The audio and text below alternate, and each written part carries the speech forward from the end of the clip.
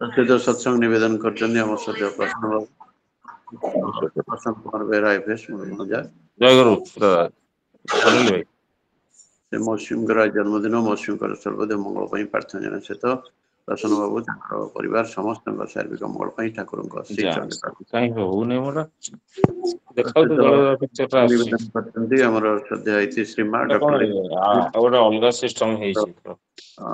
ମାତୃଦେବୀ ଆମର ସମନ୍ୟା ସୁଚିରେଖା ମା ଶ୍ରୀମତୀ ସୁଚିରେଖା ଗିଲ୍ ତାଙ୍କର ଜନ୍ମଦିନ ଉପଲକ୍ଷେ ଶ୍ରୀମା ମାଙ୍କର ସୁସ୍ଥ ସୁଦୀର୍ଘ ନିରାମ ଜୀବନ ପାଇଁ ଠାକୁରଙ୍କ ଶ୍ରୀଚରଣ ପ୍ରାର୍ଥନା ଜଣାଇବା ସହିତ ଆଉ ଶ୍ରୀ ମା ତାଙ୍କର ପରିବାର ସମସ୍ତଙ୍କର ଶାରୀରିକ ମଙ୍ଗଳ ପାଇଁ ଠାକୁରଙ୍କ ଶ୍ରୀଚରଣ ପ୍ରାର୍ଥନା। ବର୍ତ୍ତମାନ ଶଙ୍ଖଧ୍ୱନି ପ୍ରଦାନ କରିବେ ଆମର ପ୍ରଭାମୟୀ ମା ଶ୍ରୀମତୀ ପ୍ରଭାମୟୀ ଦାସ ଆଉ ସଦ୍ଗୁରୁ ବନ୍ଦନା କରିବେ ଆମର ବିକ୍ରମ କେଶର ଦାସ ବର୍ତ୍ତମାନ ପ୍ରଭାମୟୀ ମାଙ୍କୁ ଅନୁରୋଧ କରୁଛି ଶଙ୍ଖଧ୍ୱନି ପ୍ରଦାନ କରନ୍ତୁ।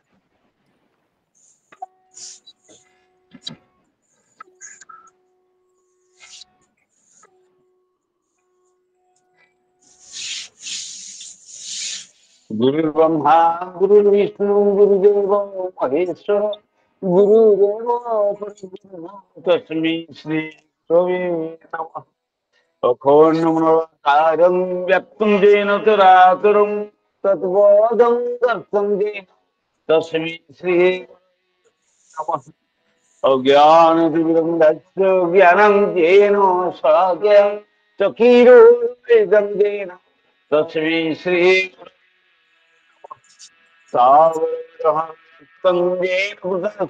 चराचरं तद्बोधं दर्शं येन तस्मै श्री नमः। श्रीदेवेण पर्याप्तं त्रैलोक्यं सचराचरं तत्पादं दर्शं येन तस्मै श्री नमः। नादं तत्त्वं तत्त्वजनादपरं नास्ति तस्मै श्री नमः। मन्नाथ श्रीनाथ श्री गुरु मूलात्मा सर्वभूतात्मा तस्मै श्री गुरुराजगादीश्च गुरु परम दैवतं गुरु परम तस्मै श्री नमः। ब्रह्मानंद परम सुखदं केवलं ज्ञानमूर्ति गंगातीतं स्वरूपं तत्त्वसादिलक्ष्यं वेदनीतं भावातीतं दुर्नरहितं सौदिगुरुं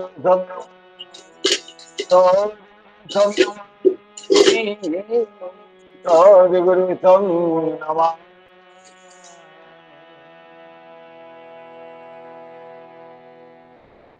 ଜୟ ଗୁରୁ ପ୍ରଦାନ କଲେ ଆମର ଶ୍ରଦ୍ଧା ପ୍ରଭାମୟୀ ମା ଶ୍ରୀମତୀ ପ୍ରଭାମୟୀ ଦାସ ଆଉ ସଦ୍ଗୁରୁ ବନ୍ଦନା କଲେ ଆମର ସମ୍ମାନୀୟ ବିକ୍ରମ ଭାଇ ସହିତ ବିକ୍ରମ କିଶୋର ଦାସ ଉଭୟଙ୍କର ସେମାନଙ୍କର ପରିବାର ସମସ୍ତଙ୍କର ଶାରୀରିକ ମଙ୍ଗଳ ପାଇଁ ଠାକୁରଙ୍କ ଶ୍ରୀଚରଣ ପ୍ରାର୍ଥନା। ଜୟ ଗୁରୁ। ବର୍ତ୍ତମାନ ଆମେ ସମଭାବରେ 2 ମିନିଟ୍ ନାମ ଜପ କରିବା ନାମର ସମୟ ଏବେ ଆରମ୍ଭ ହେଲା।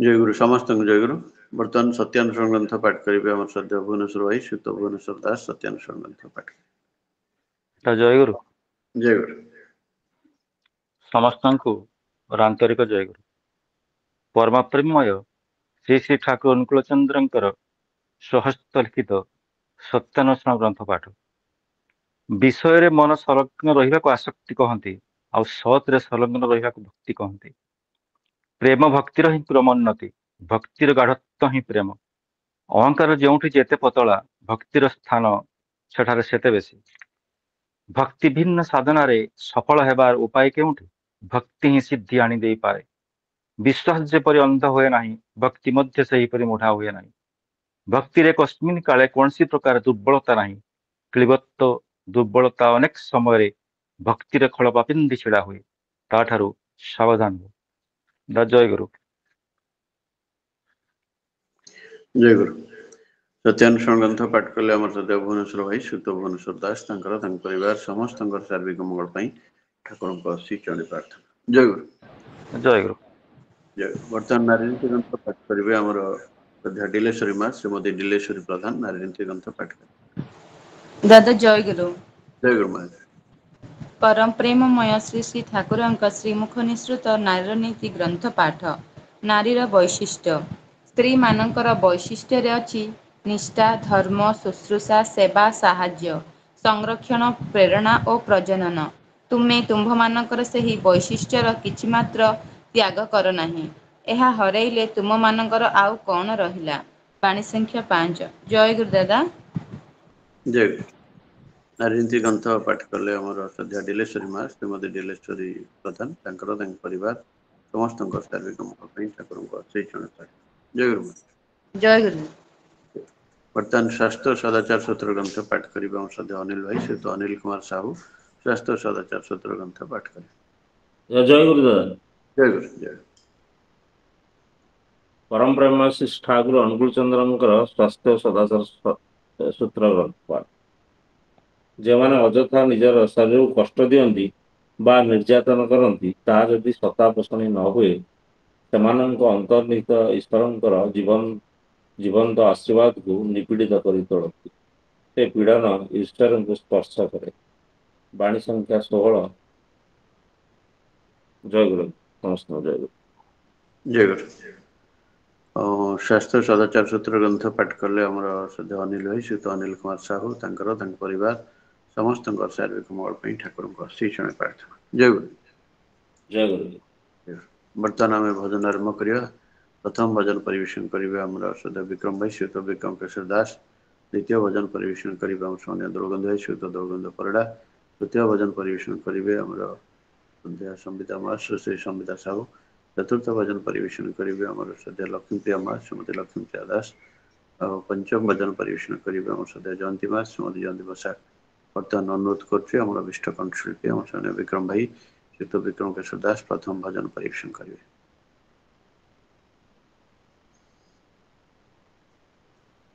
जय गुरु दादा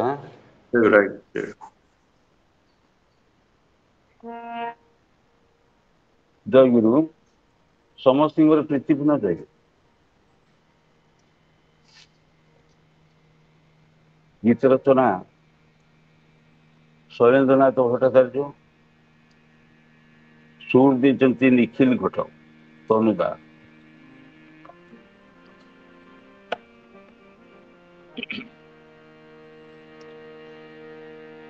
आकाशे बतासे तुम्हारी करू आकाशे बतासे तुम्हारी करू प्रेम भगे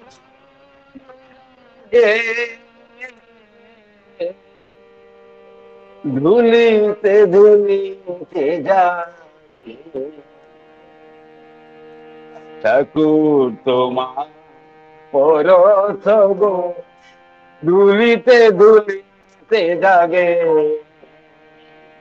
ठाकुर तुम्हार परस गो धूलिते जागे ठाकुर तुम्हार পরশ গো ধুলিতে ধুলিতে জাগে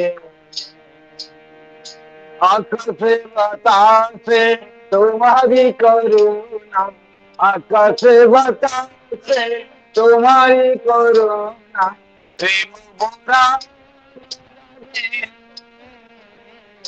ধুলিতে ধুলিতে জাগে তাকে ধুলিতে ধুলিতে জাগে পরশ গো ধুলিতে ধুলিতে জাগে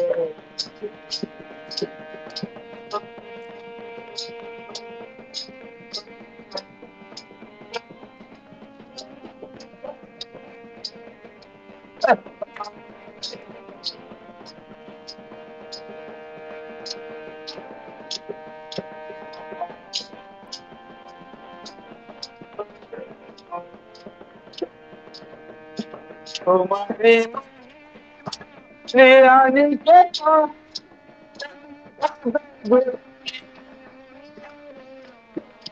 তোমারে মহি নিরানিকে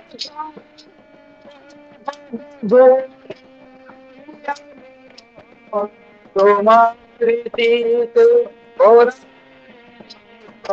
তোমার প্রীতিতে ওরা তো অনুভব লাগে লাগে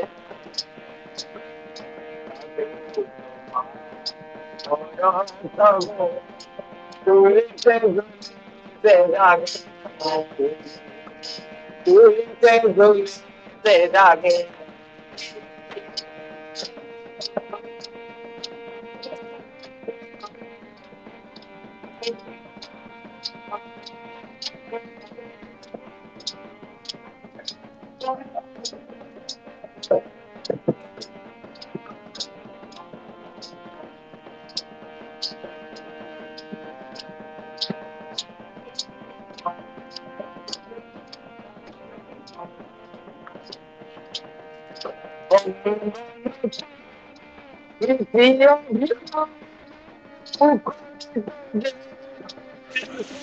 দাদা কিছু শুভুনি দাদা।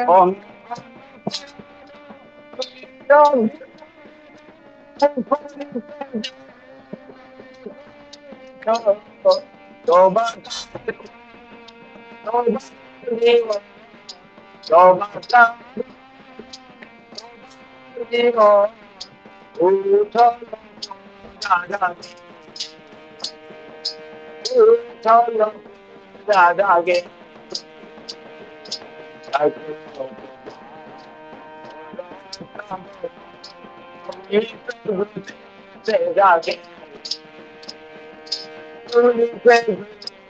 জাগে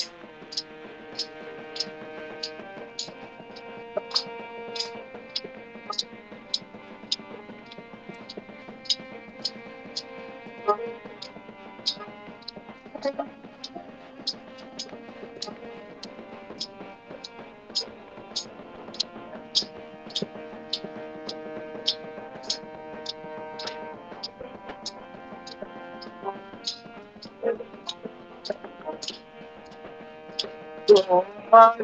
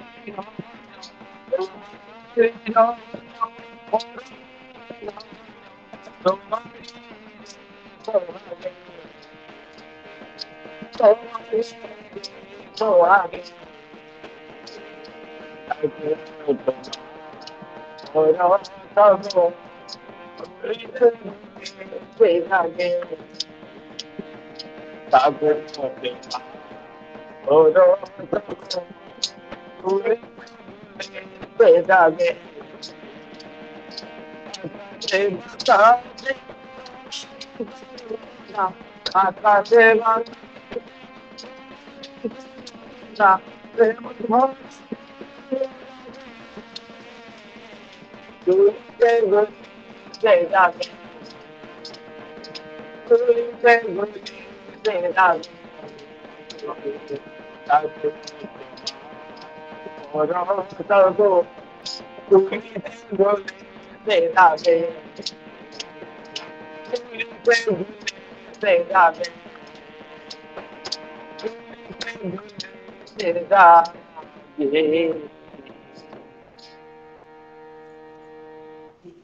ଜୟ ଗୁରୁ।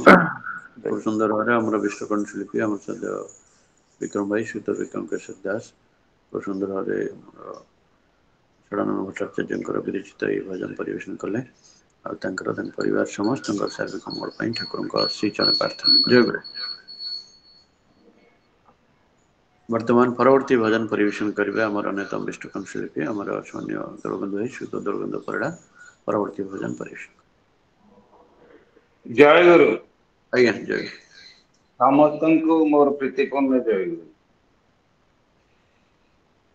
ତୁମେ ପରମ ଦରଦୀ ପ୍ରେମମୟ ସାର ମଣିଷ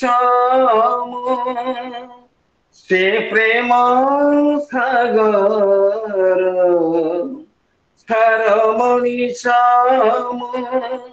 ସେ ପ୍ରେମ ସାଗର କଳିକି ପାରିବିକୁ তুমি পরম দরদি প্রেমময়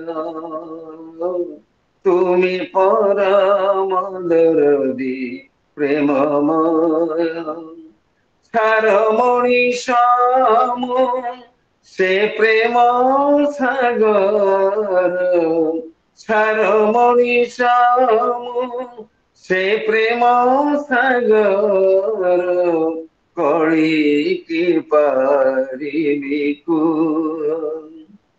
তুমি পরম দরদি প্রেমময় তুমি পরম দরদি প্রেমময় সুন্দর এ বিশ্ব সুন্দর এ ধরা সুন্দর গিরি কানন এই ধরণীরে ସବୁ ତ ସୁନ୍ଦର ଯେଣୁ ତୁମ ଅବଦାନ ଅପରୂପ ତୁମେ ଅଛି କେ ସୁନ୍ଦର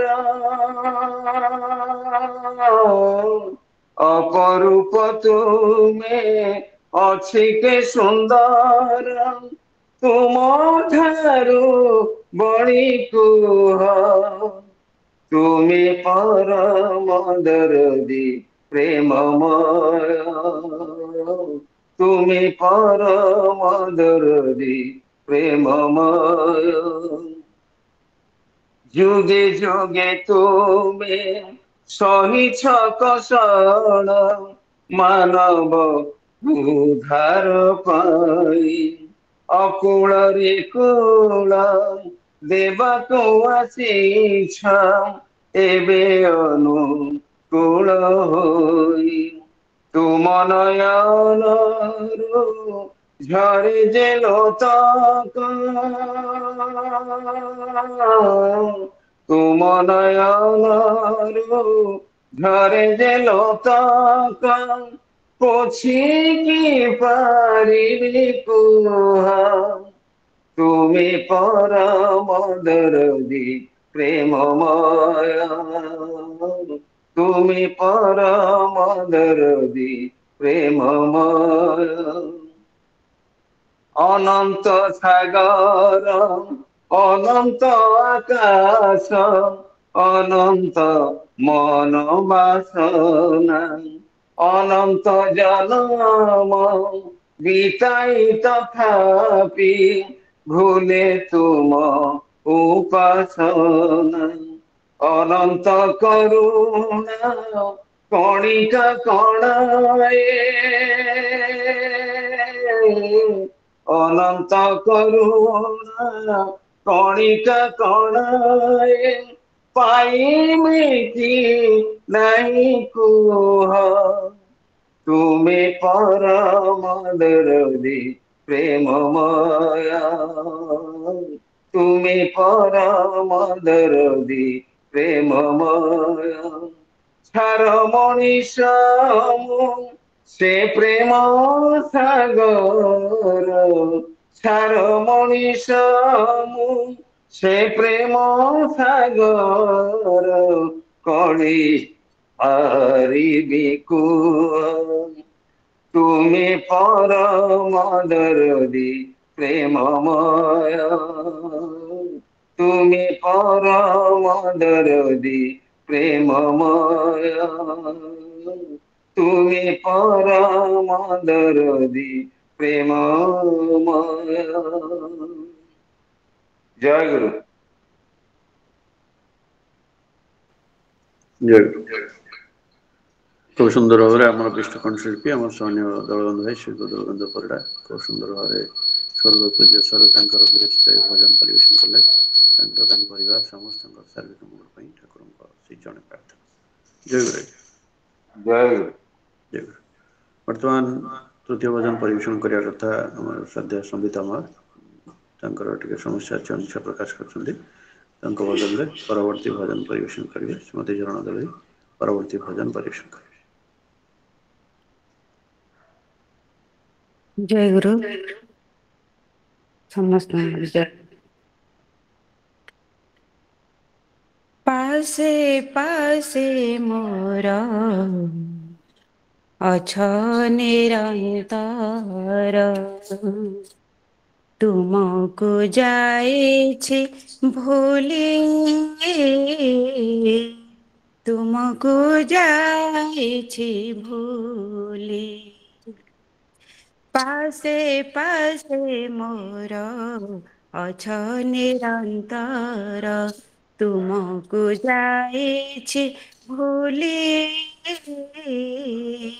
ତୁମକୁ ଯାଇଛି ଭୁଲି ବୁଝିପାରିଲିନି ତୁମକୁ ପ୍ରଭୁ ହେ ବୁଝିପାରିଲିନି ତୁମକୁ ପ୍ରଭୁ ହେ ଏତେ ଦୟାବନ୍ତ ବୋଲି ଏତେ ଦୟାବନ୍ତ ବୋଲି ପାଶେ ପାଶେ ମୋର ଅଛ ନିରନ୍ତର ତୁମକୁ ଯାଇଛି ଭୁଲି ତୁମକୁ ଯାଇଛି ଭୁଲି ଆଲୋକ ଆଡ଼କୁ କରିଦେଇ ପଛ ଅନ୍ଧାରେ ମୁଣ୍ଡା ଚାଲୁଥିଲେ ପଥ ଆଲୋକ ଆଡ଼କୁ କରିଦେଇ ପଛ ଅନ୍ଧାରେ ମୁଣ୍ଡାଳି ଚାଲୁଥିଲେ ପଥ ଛନ୍ଦି ଦେଲା ମୋର ପ୍ରଭୁ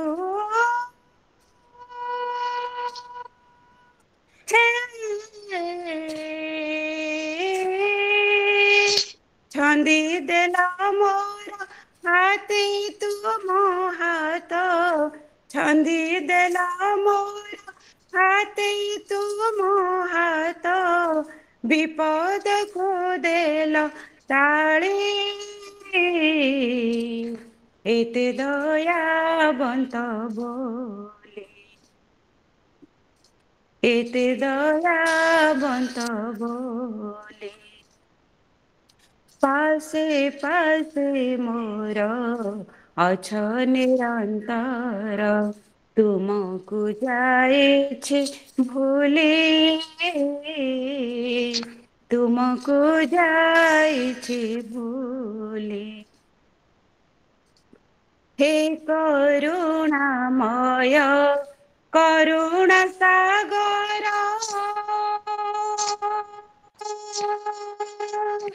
ତୁମ କରୁଣା ବିନ୍ଦୁ ମୋ ହାତର हे करुणामय करुणा सागर तुम करुणा बिंदु मो मातर पाहन्ते उषार प्रभु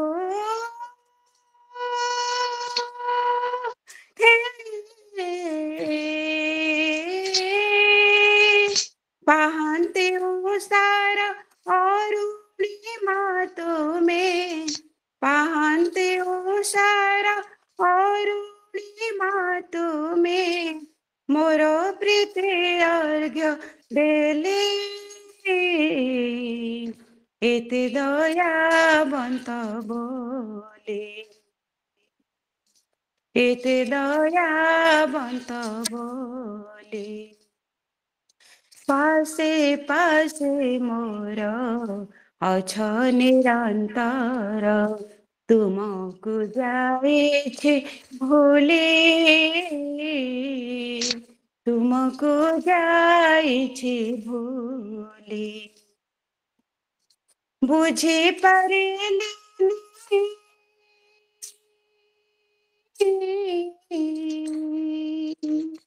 बुझी पारिनी तुमको प्रभु हे बुझी पारिनी तुमको प्रभु हे एते दयावन्त बोले एते दयावन्त बोले एते दयावन्त बोले एते दयावन्त बोले एते दयावन्त बोले एते दयावन्त बोले। जय गुरु।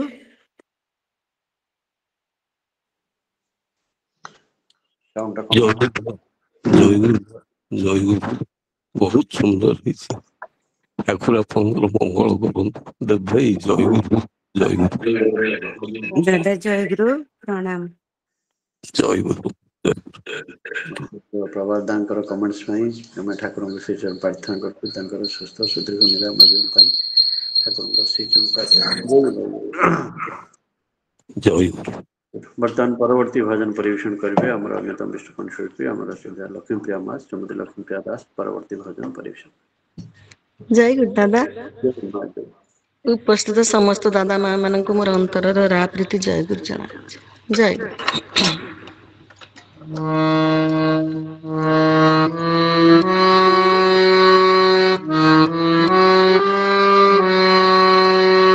बाट चालुथिले तुमरा धरी घट पारी हुई तुम्हारा स्मरी शयने सपने अबाजागरणे तुमको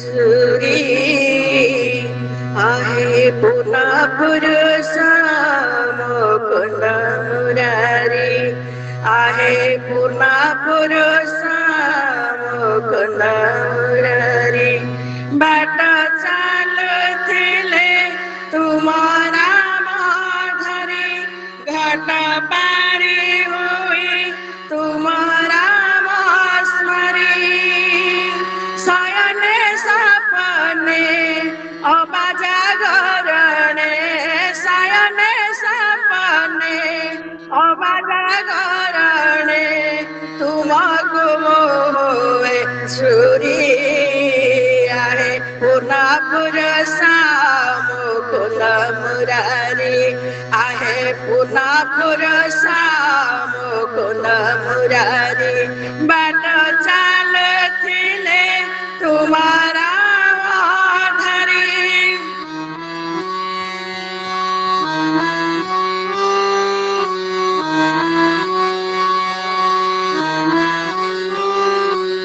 गीतारामृत उच्चारणे के में करीनि तुम्हारी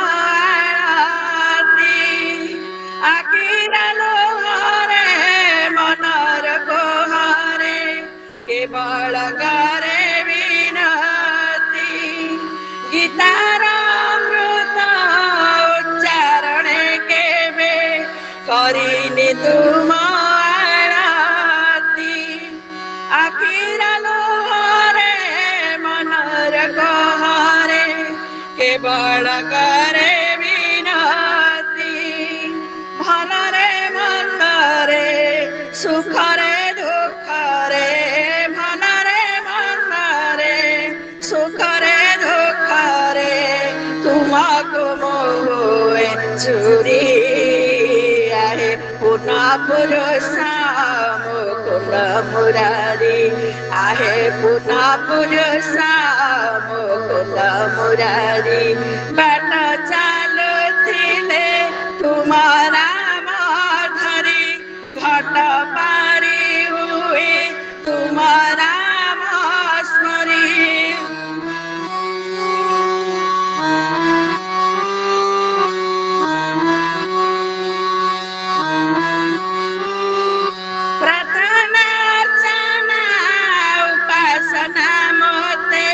किछि प्रभु जाना राही भावर डाके मो अभावरे थाई दोष मुधारी बराही प्रार्थना अर्चना उपासना मोते किछि प्रभु जाना राही भावरे डाके मो अभावरे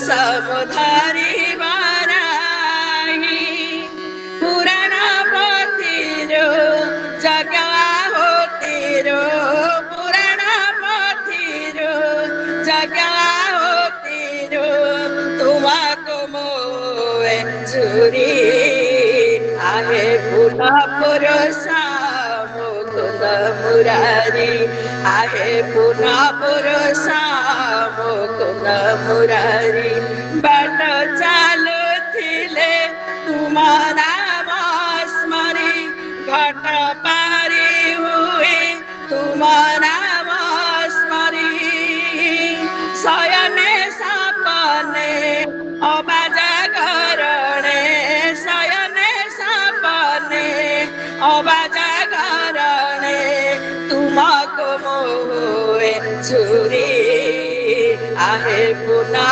पुरुषा मुकुंद मुरारी आहे पुनः पुरुषा मुकुंद मुरारी आहे पुनः पुरुषा मुकुंद मुरारी जय गुरु जय गुरु खूब सुंदर समुद्र कंठरे आम विष्णु कंठशिल्पी आम सद्या लक्ष्मीप्रिया माँ श्रीमती लक्ष्मीप्रिया दास खूब सुंदर पुराण भजन परिवेशन कले परिवार समस्त शारीरिक मंगल ठाकुर चरण प्रार्थना जय गुरु माँ जय गुरु जय वर्तमान परवर्ती भजन परिवेशन करेंगे आमर अन्यतम विष्णु कंठशिल्पी आम सोनिया जयंती माँ श्रीमती जयंती बसाक परवर्ती भजन परिवेशन दादा जय गुरु जय गुरु माँ उपस्थित समस्त दादा माँ मन को मोर आनंदित जय गुरु प्रणाम जनाउछि।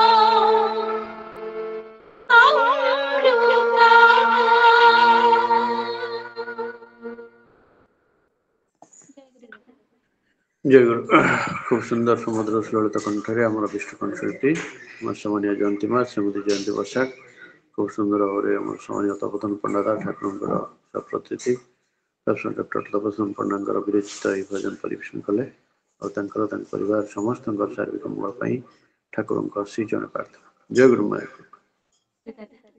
जय गुरु। वर्तमान कीर्तन परिवेशन करेंगे आम सद्य सोमनाथ बाबू श्रीयुक्त सोमनाथ कायस्थ एवं परिवार कीर्तन परिवेशन करेंगे। दादा जय गुरु। जय गुरु।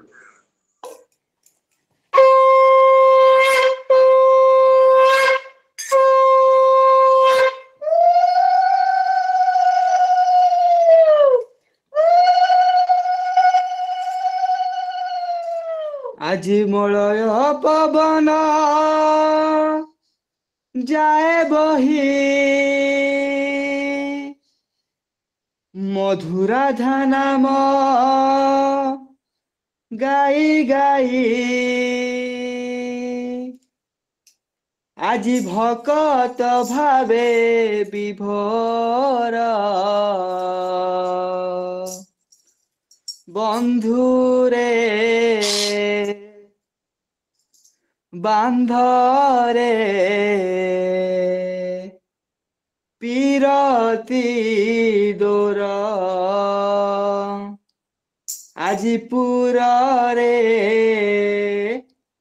পল্লীরে প্রেম জুহার আজি মলয় পবন যায় বহি মধুরাধা নাম গাই গাই মলয় পবন যায় বহি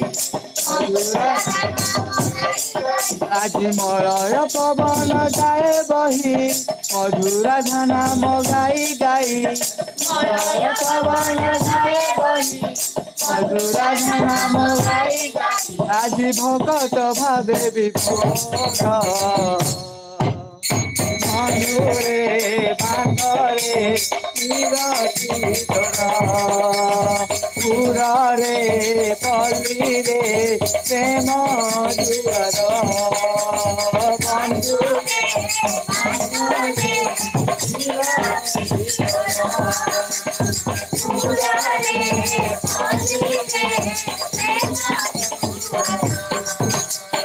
মলয় পবন যায় বহি মধুরাধা নাম গাই গাই আজি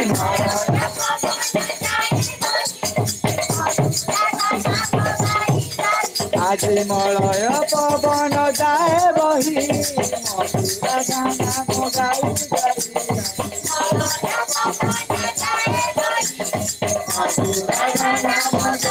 গাই আজি ভকত ভাবে বিভোর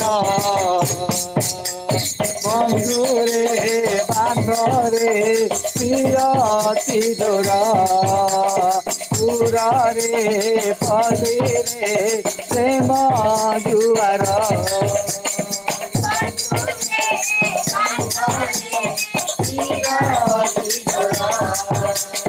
পুরে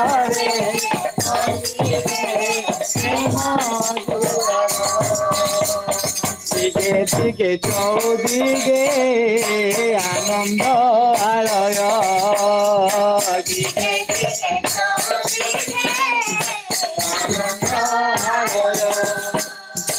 দিকে দিকে চৌদিকে আনন্দ আলয়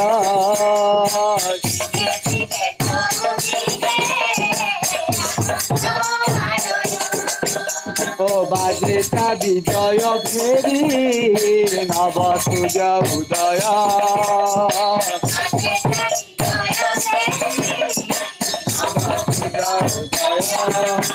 ও বাজেটা বিজয় ফেরি নব সূর্য উদয়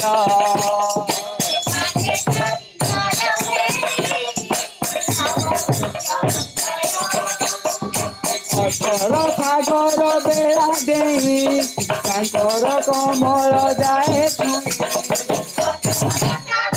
ବେଳା ଦେଇ ତାଙ୍କର କମଳ ଯାଏ ହେ ଅଥୟ ସାଗର ବେଳା ଦେଇ ତାଙ୍କର କମଳ ଯାଏ ଛୁଇଁ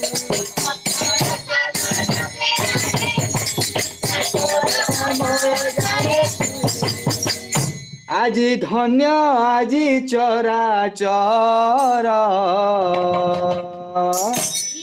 বন্ধুরে বান্ধরে পিরতি ডোরা গৌরারে কলিরে হেম জুয়ার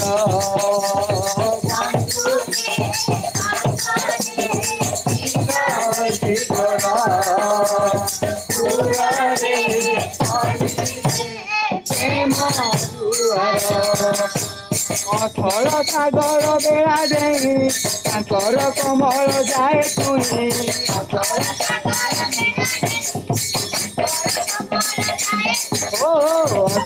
ସାଗର ବେଳା ଦେଇ ତାଙ୍କର କମଳ ଯାଏ ଛୁଇଁ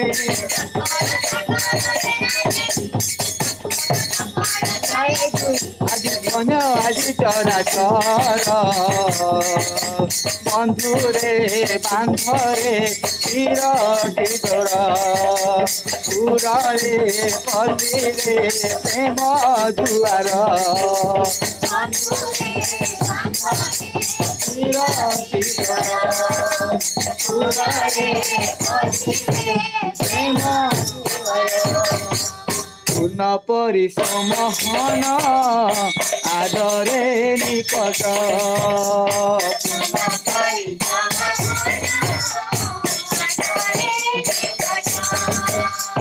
বরণ্য ভাবে পুজিবে সর্বঘটে জগত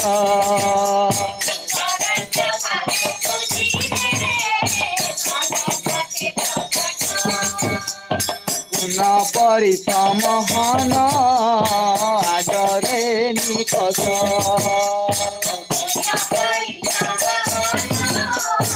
আদরে নিকট বরেণ্য ভাবে পুজিবে সর্বপটে সকট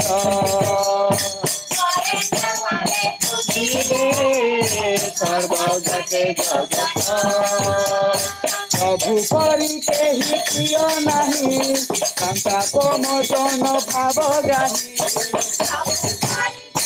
প্রিয় নাহি সন্তাপ মোচন ভাব প্রভু পরি কেহি প্রিয় নাহি সন্তাপ মোচন ভাব গাহি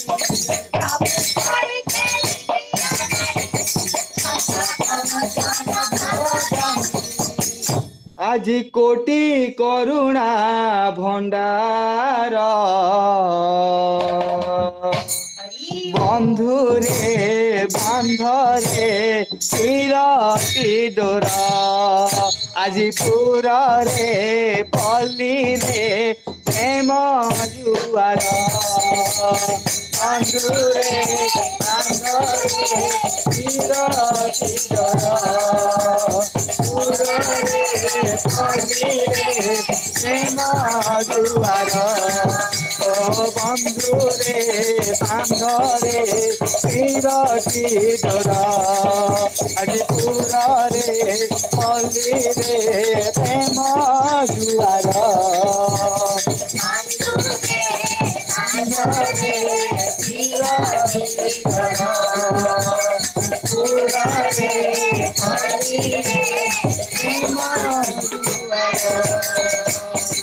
কত নাম ছন্দে ছন্দে পরাণ মোহিত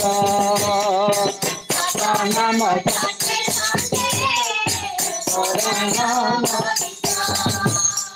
সকল সখা সবুরি বিভূতির বন্দিত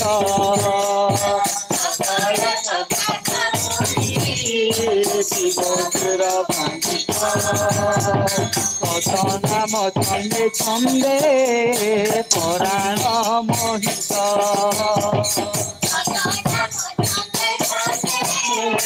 পরাণ মোহিত সফল ସଖା ସବୁରି ବିଭୂତରେ ବନ୍ଦିତ ସବୁରି ବିଭୂତିର ବନ୍ଦିତ ନାହିଁ ସୁଖ କ୍ଲେଶ ବାଧା ନାହିଁ ପ୍ରେମ ପରଶିବେ ପ୍ରେମୀ ହୋଇ ସୁଖ କ୍ଲେଶ ବାଧା ନାହିଁ ପ୍ରେମ ପରଶିବେ ପ୍ରେମୀ ହୋଇ ନାହିଁ ସୁଖ କ୍ଲେଶ ଭୟ ନାହିଁ ପ୍ରେମ ପରଶିବେ ପ୍ରେମୀ ହୋଇ ନାହିଁ ସୁଖ କ୍ଲେଶ ବାଧା ନାହିଁ ପ୍ରେମ ପରଶିବେ ପ୍ରେମୀ ହୋଇ ସେ ଯେ ଅମୃତ କରି ପ୍ରସାର ବନ୍ଧୁରେ ବାନ୍ଧରେ ଚିରଟି ଡୋର ପୁରରେ ପଲ୍ଲୀରେ ପ୍ରେମ ଜୁଆର ବନ୍ଧୁରେ ବାନ୍ଧରେ ଚିରଟି ଡୋର ପୁରରେ ପଲ୍ଲୀରେ ପ୍ରେମ ଜୁଆର ବନ୍ଧୁରେ ବାନ୍ଧରେ ଚିରଟି ଡୋର ଆଜି ପୁରରେ ପଲ୍ଲୀରେ ପ୍ରେମ ଜୁଆର ବନ୍ଧୁରେ ବାନ୍ଧରେ ଚିରଟି ଡୋର ଓ ପୁରା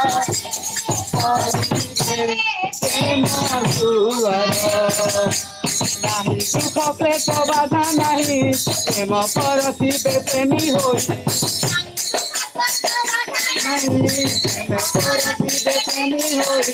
ନାହିଁ ସୁଖ କ୍ଲେଶ ବାଧା ନାହିଁ ପ୍ରେମ ପରଶିବେ ପ୍ରେମୀ ହୋଇ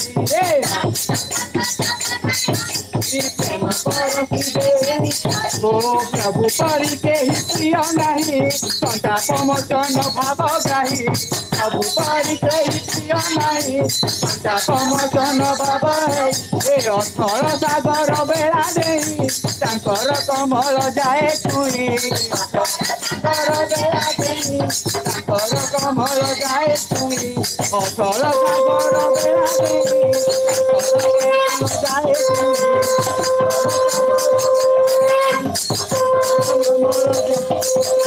ଧନ୍ୟବାଦୀ କରା କର ବନ୍ଧୁରେ ବାନ୍ଧରେ ଚିରଟି ଡୋର ଆଜି ପୁରରେ ପଲ୍ଲୀରେ ପ୍ରେମ ଜୁଆର ବନ୍ଧୁରେ ବାନ୍ଧରେ ଚିରଟି ଡୋର ପୁରରେ ପଲ୍ଲୀରେ ପ୍ରେମ ଜୁଆର ବନ୍ଧୁରେ ବାନ୍ଧରେ ଚିରଟି ଡୋର ପୁରରେ ପଲ୍ଲୀରେ ପ୍ରେମ ଜୁଆର ବନ୍ଧୁରେ ବାନ୍ଧରେ ଚିରଟି ଡୋର ପୁରରେ ପଲ୍ଲୀରେ ପ୍ରେମ ଜୁଆର।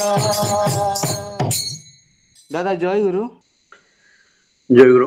ଖୁବ ସୁନ୍ଦର ଭାବରେ ଆମର ସୋମନାଥ ବାବୁ ସୋମନାଥ କାଷ୍ଟ ତାଙ୍କର ମିତ୍ରଦେବ ଆମର କବଲ ଭାଇ କବଲ କାଷ୍ଟ ଏବଂ ମାତୃଦେବୀ ଆମର ଲକ୍ଷ୍ମୀ ସମସ୍ତେ ମିଳିତ ଭାବରେ ଏ କୀର୍ତ୍ତନ ପରିବେଶ କଲେ ଆଉ ତାଙ୍କର ତାଙ୍କ ପରିବାର ସମସ୍ତଙ୍କର ସର୍ବଦ ମଙ୍ଗଳ ପାଇଁ ଠାକୁରଙ୍କ ଶ୍ରୀଚରଣ ପ୍ରାର୍ଥନା। ଜୟ ଗୁରୁ ସମସ୍ତଙ୍କୁ। ପ୍ରତିଦିନ ପ୍ରାତଃ ସମୟରେ ଚାନ୍ଦୋଳ ସତ୍ସଙ୍ଗ ବିହାର ଆରମ୍ଭ କରି ସତ୍ସଙ୍ଗ ଆଉ ଆଜିର ସତ୍ସଙ୍ଗ ପ୍ରତିଦିନ ଭଳି ନିବେଦନ କରିଛନ୍ତି ଆମର ସାଧ୍ୟ ଅଜବ ମର୍ଗୁଣୀ ଇଞ୍ଜିନିୟର ଅଜୟ କୁମାର ବେହେରା ତାଙ୍କର ତାଙ୍କ ପରିବାର ସମସ୍ତଙ୍କ ସାର୍ବିକ ମଙ୍ଗଳ ପାଇଁ ଠାକୁରଙ୍କୁ ଶ୍ରୀଚରଣ ପ୍ରାର୍ଥନା। ତ ସହିତ ସତ୍ସଙ୍ଗ ନିବେଦନ କରିଛନ୍ତି ଆମର ସାଧ୍ୟ ପ୍ରସନ୍ନ ବାବୁ ଶ୍ରୀଯୁକ୍ତ ପ୍ରସନ୍ନ କୁମାର ବେହେରା ଆଇପିଏସ୍ ଭଞ୍ଜା ଆଉ ତାଙ୍କର ସୁକନ୍ୟା ମୌସୁମୀ ତାଙ୍କର ଜନ୍ମଦିନ ମୌସୁମୀଙ୍କର ସର୍ବଦ ମଙ୍ଗଳ ପାଇଁ ପ୍ରାର୍ଥନା ସହିତ ପ୍ରସନ୍ନ ବାବୁ ତାଙ୍କ ପରିବାର ସମସ୍ତଙ୍କ ସର୍ବଦ ମଙ୍ଗଳ ପାଇଁ ଠାକୁରଙ୍କ ଶ୍ରୀଚରଣ ପ୍ରାର୍ଥନା। ତ ସହିତ ସତ୍ସଙ୍ଗ ନିବେଦନ କରିଛନ୍ତି ଆମର ଶ୍ରଦ୍ଧା ଇତିଶ୍ରୀ ମା ଡକ୍ଟର ଇତିଶ୍ରୀ ଗିଲ୍ ତାଙ୍କର ମାତୃଦେବୀ ଆମର ସାମାନ୍ୟ ଶଶିରେଖା ମା ଶ୍ରୀମତୀ ଶଶିରେଖା ଗିଲ୍ ତାଙ୍କର ଜନ୍ମଦିନ ଶଶିରେଖା ମାଙ୍କର ସୁସ୍ଥ ସୁଦୀର୍ଘ ନିରାମ ଜୀବନ ପାଇଁ ଠାକୁରଙ୍କ ଶ୍ରୀଚରଣ ପ୍ରାର୍ଥନା ସହିତ ଇତିଶ୍ରୀ ମା ତାଙ୍କର ପରିବାର ସମସ୍ତଙ୍କ ସର୍ବଦ ମଙ୍ଗଳ ପାଇଁ ଠାକୁରଙ୍କ ଶ୍ରୀଚରଣ ପ୍ରାର୍ଥନା। ପ୍ରତିଦିନ ଭଳି ଆମର ସତ୍ସଙ୍ଗରେ ଅନେକ ପୂଜ୍ୟ ରୀତିକ ଅଧ୍ୟକ୍ଷ ଯାଜକ ଗୁରୁ ଭାଇମାନେ ମା ମାନେ ଯୋଗଦାନ କରିଛନ୍ତି प्रतिदिन भली आम ठाकुर सप्रतिनिधि पूज्य सर्वश्री अरुण कुमार स्वाई विजयभूषण मिश्र विचित्रानंद आचार्य ब्रजबंधु बेहरा चेतन ऋषि डॉक्टर नगेन्द्रनाथ स्वाई डॉक्टर सीताकांत दास डॉक्टर पंचानन मिश्र डॉक्टर सुमोद कुमार मिश्र डॉक्टर पवित्र Kumar makeup engineer Kashinath Tripathi engineer अभिनंदन महापात्र इंजीनियर बरेकचंद इंजीनियर अधिकारी मृत्युंजय दास इंजीनियर सच्चिदानंद मल्लिक इंजीनियर शरद कुमार दास इंजीनियर युवराज प्रसाद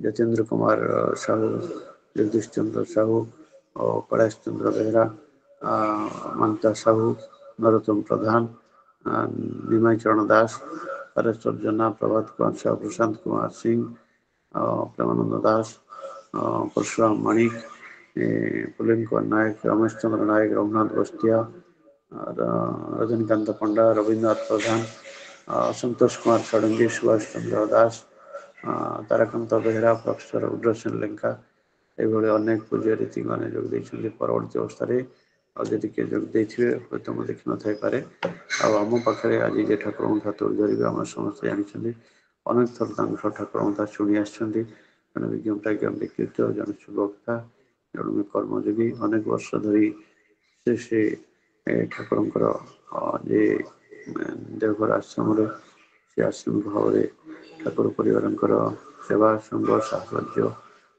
सौभाग्य अर्जन करते अनेक थर कथा आम कर आज सी आम अनुरोध रक्षा करी से आम सहित अच्छा ठाकुर कथा तोड़ी धरवे अनुरोध करवा आलोचना आरंभ करेंगे आम सम्मानीय बसंता ठाकुर सप्रतिनिधि शुद्ध बसंत कुमार साहू आलोचना आरंभ आज्ञा जय गुरु जय गुरुदेव परमदयाल श्री श्री ठाकुर परमाराध्य जगत जननी श्री श्री बड़मा परम पूज्यपाद श्री श्री बड़दा परम पूज्यपाद श्री श्री आचार्य देवंकर तुलचरण कोटि कोटि प्रणाम गुरु परिवार प्रतिपत्तिंकर तुलचरण कोटि कोटि प्रणाम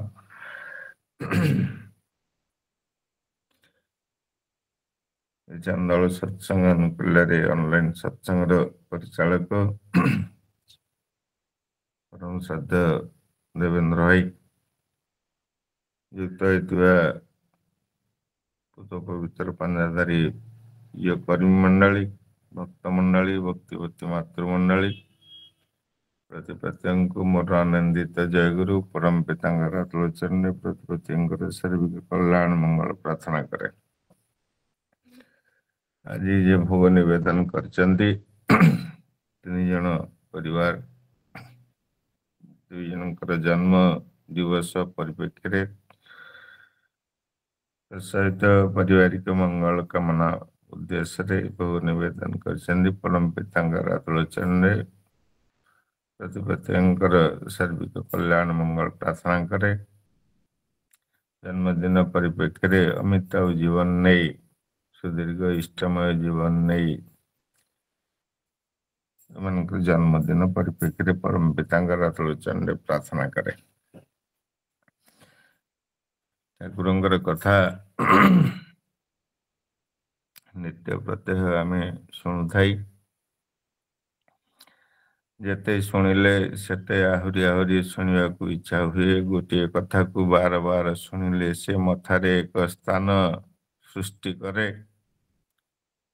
ये जन्मदिन परिप्रेक्षी अनेक कथा आम शुणी थाई ये जन्मदिन संबंध रे कथा किछि मथारे आसे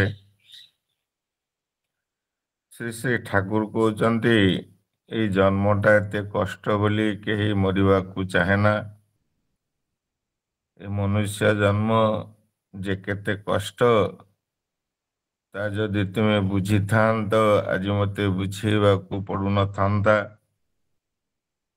पुणी जन्म संबंधी ठाकुर कहते ये मनुष्य जन्म व्याधि आउ बंधन को नहीं मनुष्यर जन्म ए व्याधि आउ बंधन रु मुक्त होगा हेले तुमको दान करने को पड़ो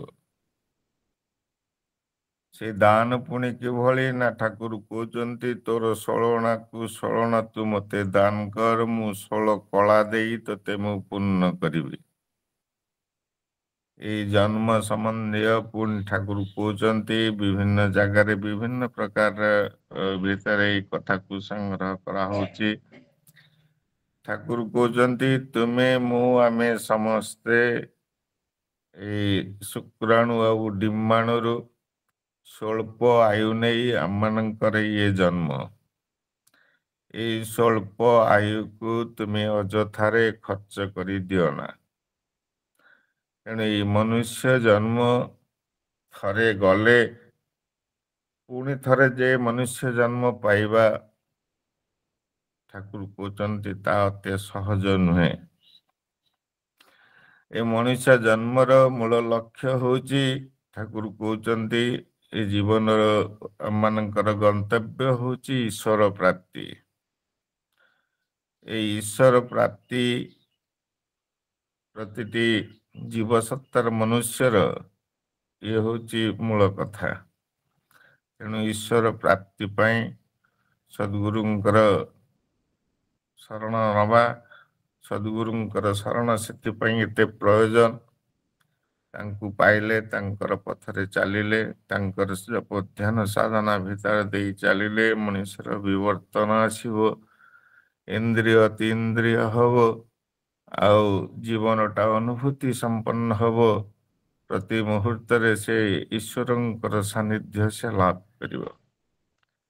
ଦୁଇ ଜଣ ମାଙ୍କର ଆଜି ଜନ୍ମଦିନ। ଏଇ ମା ଘର ସଂସାର, ଏଇ ସଂସାର ସୁଖୀ ହୁଏ ରମଣୀର ଗୁଣେ। ଏ ମା ମାନେ ଯେ ପର୍ଯ୍ୟନ୍ତ ଠିକ ନ ହେଇଛନ୍ତି ସେ ପର୍ଯ୍ୟନ୍ତ ଦେଶ ଠିକ ହେଇପାରିବ ନାହିଁ।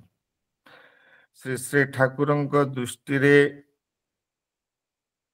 ମା ଯେ କେତେ ମହାନ, ଶ୍ରୀ ଶ୍ରୀ ଠାକୁରଙ୍କ ପାଖକୁ ଆସିଲା ପରେ ସେ ଯେଉଁ ସାହିତ୍ୟ ଯେଉଁ ଭାଷା ଦେଇ ମା ମାନଙ୍କୁ ସମ୍ବୋଧନ କରିଛନ୍ତି, ମା ମାନଙ୍କୁ ଶ୍ରେଷ୍ଠ କରିଛନ୍ତି, ସେଇଟା କିନ୍ତୁ ପୂର୍ବ ସାହିତ୍ୟ ଭିତରେ ଆମେ ଖୋଜି ପାଇନଥିଲୁ।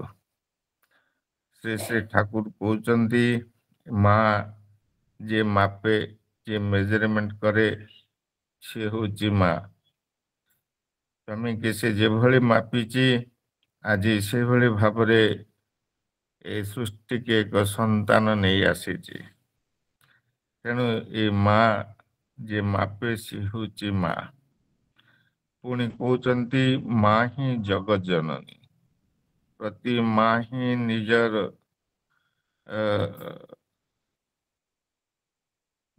ଜଗଜନନୀଙ୍କର ଏକ ଅଂଶ। ଠାକୁର ସେଦିନ ଏ ମା ସମ୍ବନ୍ଧରେ କହୁଛନ୍ତି ଏ ମା ହେଉଛି ମହାନ। ମହାନ କହି ଠାକୁର ନୀରବ ରହୁନାହାନ୍ତି, କହୁଛନ୍ତି କାହିଁକି ସେ ମହାନ। ସେ କହୁଛନ୍ତି ପ୍ରାଣ ଭିତରେ ପ୍ରାଣବିନ୍ଦୁକୁ ଧାରଣ କରି ତାକୁ ଲାଳନ ପାଳନ କରି ଏ ସୃଷ୍ଟିକି ସେ ରକ୍ଷା କରୁଛି ବୋଲି, ତେଣୁ ଏ ମା ହେଉଛି ମହାନ। ପୁଣି ମା ସମ୍ବନ୍ଧରେ କହୁଛନ୍ତି ମା ହେଉଛି ମଣିଷର ପ୍ରଥମ ଭୂମି। ମାଟି କେବେ ଅପବିତ୍ର ହୁଏ ନା। ପୁଣି କହୁଛନ୍ତି ମା ହେଉଛି ଶକ୍ତି ରୂପିଣୀ, ଯେ ନାରୀକୁ ସମ୍ମାନ ଦିଏ ନା ସେ ଶକ୍ତିହୀନ ହୋଇଯାଏ। এই ସ୍ୱାମୀ ସ୍ତ୍ରୀ ସଂସାର ଭିତରେ ନେଇ ଏଇ କଥାଟି ଆଲୋଚନା ଭିତରେ ଠାକୁର କହୁଛନ୍ତି ନାରୀ ହେଉଛି ଶକ୍ତି ରୂପିଣୀ। ଏଇ ଯୋଉ ପୁରୁଷ ନାରୀ କି ସମ୍ମାନ ଦିଏ ନା ସେ ପୁରୁଷ ଶକ୍ତିହୀନ ହୋଇଯାଏ। ଆଉ ଦିନେ ଠାକୁର କହୁଛନ୍ତି ସେଇଦିନ ଜାଣିଲି ଏଇ ଦୁନିଆରେ ମା ହେଉଛି ବଡ଼। କହିଲେ ପୁଟି ବୋଲି ମୋର ସାଙ୍ଗଟିଏ ଥିଲା। ପିଲାବେଳେ ଆମେ ସାଙ୍ଗ ହେଇକି ଖେଳ କରୁଥିଲୁ। ବାଲ୍ୟ ବିବାହ ଥିଲା, ସେତେବେଳେ ଅଳ୍ପ ବୟସରେ ତାର ବିବାହ ହେଇଗଲା। ଅନେକ ଦିନ ପରେ ସେ ଆସିଲା, ତା ସହିତ ଦେଖା ହେଲା। ଦେଖା ହେଲା ପରେ ତାର ପୁଅ ଆଉ ଝିଅ ଦୁଇଟି ଧରି ସେ ଆସିଛି। ତାକୁ ପଚାରିଲି ଇଏ କିଏ? ନା ଇଏ ମୋର ପୁଅ, ଇଏ ମୋର ଝିଅ। ନା ଇଏ ପୁଅ ଆଉ ଝିଅକୁ ତୁ କିପରି ଜନ୍ମ ଦେଲୁ? ସେ କହିଲେ ଠାକୁର ମୋ ପେଟରେ ମୁଁ ଜନ୍ମ ଦେଲି। ସେଠୁ ଠାକୁର କହୁଛନ୍ତି ତୋ ପେଟରେ ପୁଅ ବି ଜନ୍ମ ହୁଏ, ଝିଅ ବି ଜନ୍ମ ହୁଏ ନା? ହଁ ପରା ଠାକୁର। ସେଇଦିନ ଠାକୁର କହିଲେ ସେଇଦିନ ଠାରୁ ଏଇ ମା ମାନଙ୍କ ପ୍ରତି ମୋର ଗୋଟିଏ ସ୍ୱତନ୍ତ୍ର ଶ୍ରଦ୍ଧା ଭାବ ଜାଗ୍ରତ ହୁଏ। ଆଉ ସେଇଦିନ ଜାଣିଲି ଏ ମା ହଉଛି ବଡ଼। ସେଦିନରେ ହାଉଜରମ୍ୟାନ ଠାକୁରଙ୍କ ପାଖରେ ବସିଛନ୍ତି। କଥା ପ୍ରସଙ୍ଗରେ କହିଲେ ଠାକୁର ମା ସାନ ଭାଇ ବାଦଲକୁ ଯେତେ ଭଲ ପାଆନ୍ତି ଆପଣଙ୍କୁ ସେତେ ଭଲ ପାଆନ୍ତି ନାହିଁ। ଏକଥା ଶୁଣି ଠାକୁର ଗମ୍ଭୀର ହେଇଗଲେ। ଟିକେ ପରେ ସମସ୍ତେ ଯେତେବେଳେ ହାଉଜରମ୍ୟାନକୁ ଚାହିଁଲେ, ସେ ନିଜକୁ ଅପରାଧ ମନେ କରି ମାଟିକି ମଥାକୁ ତଳକୁ କରି ହାତରେ ଗୋଟିଏ ଶୁଖିଲା କାଠି ଧରି ସେ ତାକୁ ମାଟିରେ ଗାରଉଛନ୍ତି। ଠାକୁର ପଚାରିଲେ, ଆରେ ରେ ହାଉଜରମ୍ୟାନ, ହାତରେ ସେଇଟା କଣ ଧରିଛ? ହାଉଜରମ୍ୟାନ କହିଲେ, ଆଜ୍ଞା ଗୋଟେ ଶୁଖିଲା କାଠିଟେ। କହିଲେ, ସେଇ ଶୁଖିଲା କାଠିଟା ତୁମେ କୋଉଠୁ ପାଇଲ? ଆଜ୍ଞା ଆସିଲା ବେଳେ ସେ ଗଛ ମୂଳୁ ପାଇଲି। ନା ସେଇ କାଠିଟା ଯଦି ଗଛରେ ଲାଗିନଥାନ୍ତା ତାହେଲେ ତୁମ ହାତରେ କଣ ଆଜି ଥାନ୍ତା? କହିଲେ, ଆଜ୍ଞା ନା। କହିଲେ, ସେଭଳି ମୋ ମା ଯଦି ନଥାନ୍ତା ଆଜି ମୁଁ ମଧ୍ୟ ନଥାନ୍ତି। ତେଣୁ ଏଇ ଯୋଉ ମା ମାନଙ୍କ ଉପରେ ଠାକୁରଙ୍କର ଯୋଉ ଭରସା, ପ୍ରକୃତରେ ଯୋଉ ଘରେ ଆଜି ଦେଖାଯାଏ, ଆଜି ସତ୍ସଙ୍ଗରେ ଦେଖିଲି 4 ଜଣ ମା ସୁନ୍ଦର ସୁନ୍ଦର ଭାବରେ ଭଜନ ପରିବେଷଣ କଲେ। ତେଣୁ ଏଇ ମା ମାନଙ୍କର ଜାଗରଣ, ମାତୃ ଜାଗରଣ ସତ୍ସଙ୍ଗର ହଉଛି ଗୋଟିଏ ଆନ୍ଦୋଳନ। ଏ ମା ଯୋଉ ଘରେ ଠିକ ହେଇଛନ୍ତି ସେଇ ଘରେ ଆଜି ଏ ପରିବର୍ତ୍ତନଟା ଆସିଛି। ସେଇ ଘରେ ମାର ଭକ୍ତି, ମାର ନିଷ୍ଠା, ମାର ତ୍ୟାଗ, ମାର ପତିବ୍ରତା, ଏଇ ପ୍ରକୃତରେ ପରିବାର ଭିତରେ ଗୋଟିଏ ସଂସ୍କାର ଆଣି ଦେଇଥାଏ। ସେଇଥିପାଇଁ ଠାକୁର ଏଇ ସୁନ୍ଦର କଥା ଯେତେବେଳେ ପଚାରିଛନ୍ତି, କିଏ ସୁନ୍ଦର, କୋଉ ନାରୀ ସୁନ୍ଦର? ଠାକୁର କହିଲେ, କେଶ, ବେଶ, ବୋଧ, ବ୍ୟବହାର, ଏ 4ଟା ଯାହାର ଚଳନୀରେ ସେ ହିଁ ପ୍ରକୃତରେ ସୁନ୍ଦର। କେଶକୁ ସୁନ୍ଦର କରିବା, ବେଶ ପାଇଟି ଉପରେ ଧ୍ୟାନ ଦେବା, ବୋଧ ତାକୁ ଜାଗ୍ରତ କରିକି ରଖିବା, ଅର୍ଥାତ୍ ବିବେଚନା କରି ଏ କଥାବାର୍ତ୍ତା କରିବା, ଆଉ ବ୍ୟବହାରକୁ ସେଭଳି ମାର୍ଜିତ କରିବା। ଏଭଳି ନାରୀ, ଏଭଳି ମହିଳାଙ୍କୁ ଦେଖିଲେ ଭକ୍ତି ଜାଗେ। ଏମାନଙ୍କୁ ଦେଖିଲେ ପ୍ରଣାମ କରିବାକୁ ଇଚ୍ଛା ହୁଏ। ଏଇମାନେ ପ୍ରକୃତରେ ମାନେ ମହିୟସୀ। ଆଉ ଏମାନଙ୍କର ଉପସ୍ଥିତିଟା ପରିବାର, ପରିବେଶ ସବୁ କ୍ଷେତ୍ରରେ ବହୁ ମଙ୍ଗଳକାଂକ୍ଷୀ ହେଇଥାଏ। ସେଇଥିପାଇଁ ଠାକୁର କହିଲେ, କେଶ, ବେଶ, ବୋଧ, ବ୍ୟବହାର, ଏ ସବୁକୁ ଯିଏ ଠିକ କରେ ସେ ହିଁ ପ୍ରକୃତରେ ସୁନ୍ଦର। ଠାକୁରଙ୍କର ମାତୃଭକ୍ତି, ଯୋଉ ମାତୃଭକ୍ତି ଭିତରେ ଯେ କେତେ ଶକ୍ତି, ଆଜି ବିଶ୍ୱକୁ ଠାକୁର ଦେଖେଇ ଦେଲେ ଏଇ ମାତୃଭକ୍ତିରେ କେତେ ଶକ୍ତି ଅଛି। ଠାକୁରଙ୍କର ମାତୃଭକ୍ତି ସମ୍ବନ୍ଧରେ ଅନେକ କଥା ରହିଛି। ମାତା ମନମୋହିନୀ ଦେବୀ ପଦ୍ମା ନଦୀରୁ ଯେତେବେଳେ ଗାଧେଇକି ଆସୁଛନ୍ତି, ଗୋଟିଏ ବିଲ ଭିତରେ ଦେଇ ତାଙ୍କୁ ଆସିବାକୁ ପଡ଼େ। ସେଦିନ ସେ ଜମି ମାଲିକଟି ସେଠି ଅଛି, ସେ କିନ୍ତୁ ଆଉ ସେଦିନ ବିଲ ଭିତରେ ଯିବା ପାଇଁ ଆଉ ତାଙ୍କୁ ଛାଡ଼ି ନାହିଁ। କହିଲେ, ତୁମକୁ ବୁଲିକି ଯିବାକୁ ପଡ଼ିବ। ମା ଯେତେ ନେହୁରା ହେଲେ, ସମୟ ଗଡ଼ିଗଲାଣି, ଠାକୁର ପୂଜା ହେଇନି, ମତେ ଯିବାକୁ ଆଜିଟାଇ ଦିଅ। ସେ କିନ୍ତୁ କିଛି ଶୁଣିଲା ନାହିଁ। ଅନେକ ବାଟ ଘୁରିବାକୁ ପଡ଼େ, ବୁଲିକି ଆସିଲେ। ଯାହା ହଉ କଷ୍ଟ କରିକି ଆସିଲେ। କୌଣସି ଉପାୟରେ ଠାକୁର ଏଇ କଥାଟି ଶୁଣିଲେ। ଶୁଣିଲା ପରେ ଘରେ ଯାଇ ଯେତେବେଳେ ଖାଇବାକୁ ବଢ଼ା ହୁଏ, ସେତେବେଳେ କହୁଛନ୍ତି ମା ମତେ ଥାଳିରେ ଖାଇବାକୁ ଦବୁନି, ମତେ ଏଇ ମାଟିରେ ଆଜି ଖାଇବାକୁ ଦବୁ। ତୁ ମା କହୁଛନ୍ତି ଆରେ ମାଟିରେ କିଭଳି ଖାଇବୁ? କହିଲେ ମା ଯୋଉ ପୁଅ ମାର ପାଦ ତଳର ମାଟି ଠିକ କରିପାରେ ନା ସେ ମାଟିରେ ଖାଇବ ନାହିଁ ତ କୋଉଠି ଖାଇବ? ପରବର୍ତ୍ତୀ ସମୟରେ ସେ ଜମି କିଣା ହେଲା। ସେ ଜମି ମାଲିକକୁ କୃତଜ୍ଞତା ଜ୍ଞାପନ କଲେ। ଆଜି ମୁଁ ମୋ ମାର ପାଦ ତଳ ମାଟି ଠିକ କରିପାରିଛି, ଆପଣଙ୍କୁ ମୁଁ ଧନ୍ୟବାଦ ଦଉଛି। ଏଭଳି ତାଙ୍କର ମାତୃଭକ୍ତି ଥିଲା। ଠାକୁରଙ୍କ ଭାଷାରେ ଠାକୁର କହୁଛନ୍ତି ମା ଏକ ଶବ୍ଦ ନୁହେଁ, ମା ଏକ ମନ୍ତ୍ର, ମା ପରମ ଗୁରୁ। ମାଟି ପରି ମାକୁ ଠାକୁର ତୁଳନା କରୁଛନ୍ତି। ମା ହଉଛି ମାଟି, ଏ ମାଟି ସହିତ ତୁଳନା କରୁଛନ୍ତି। କହିଲେ ଏ ମାଟି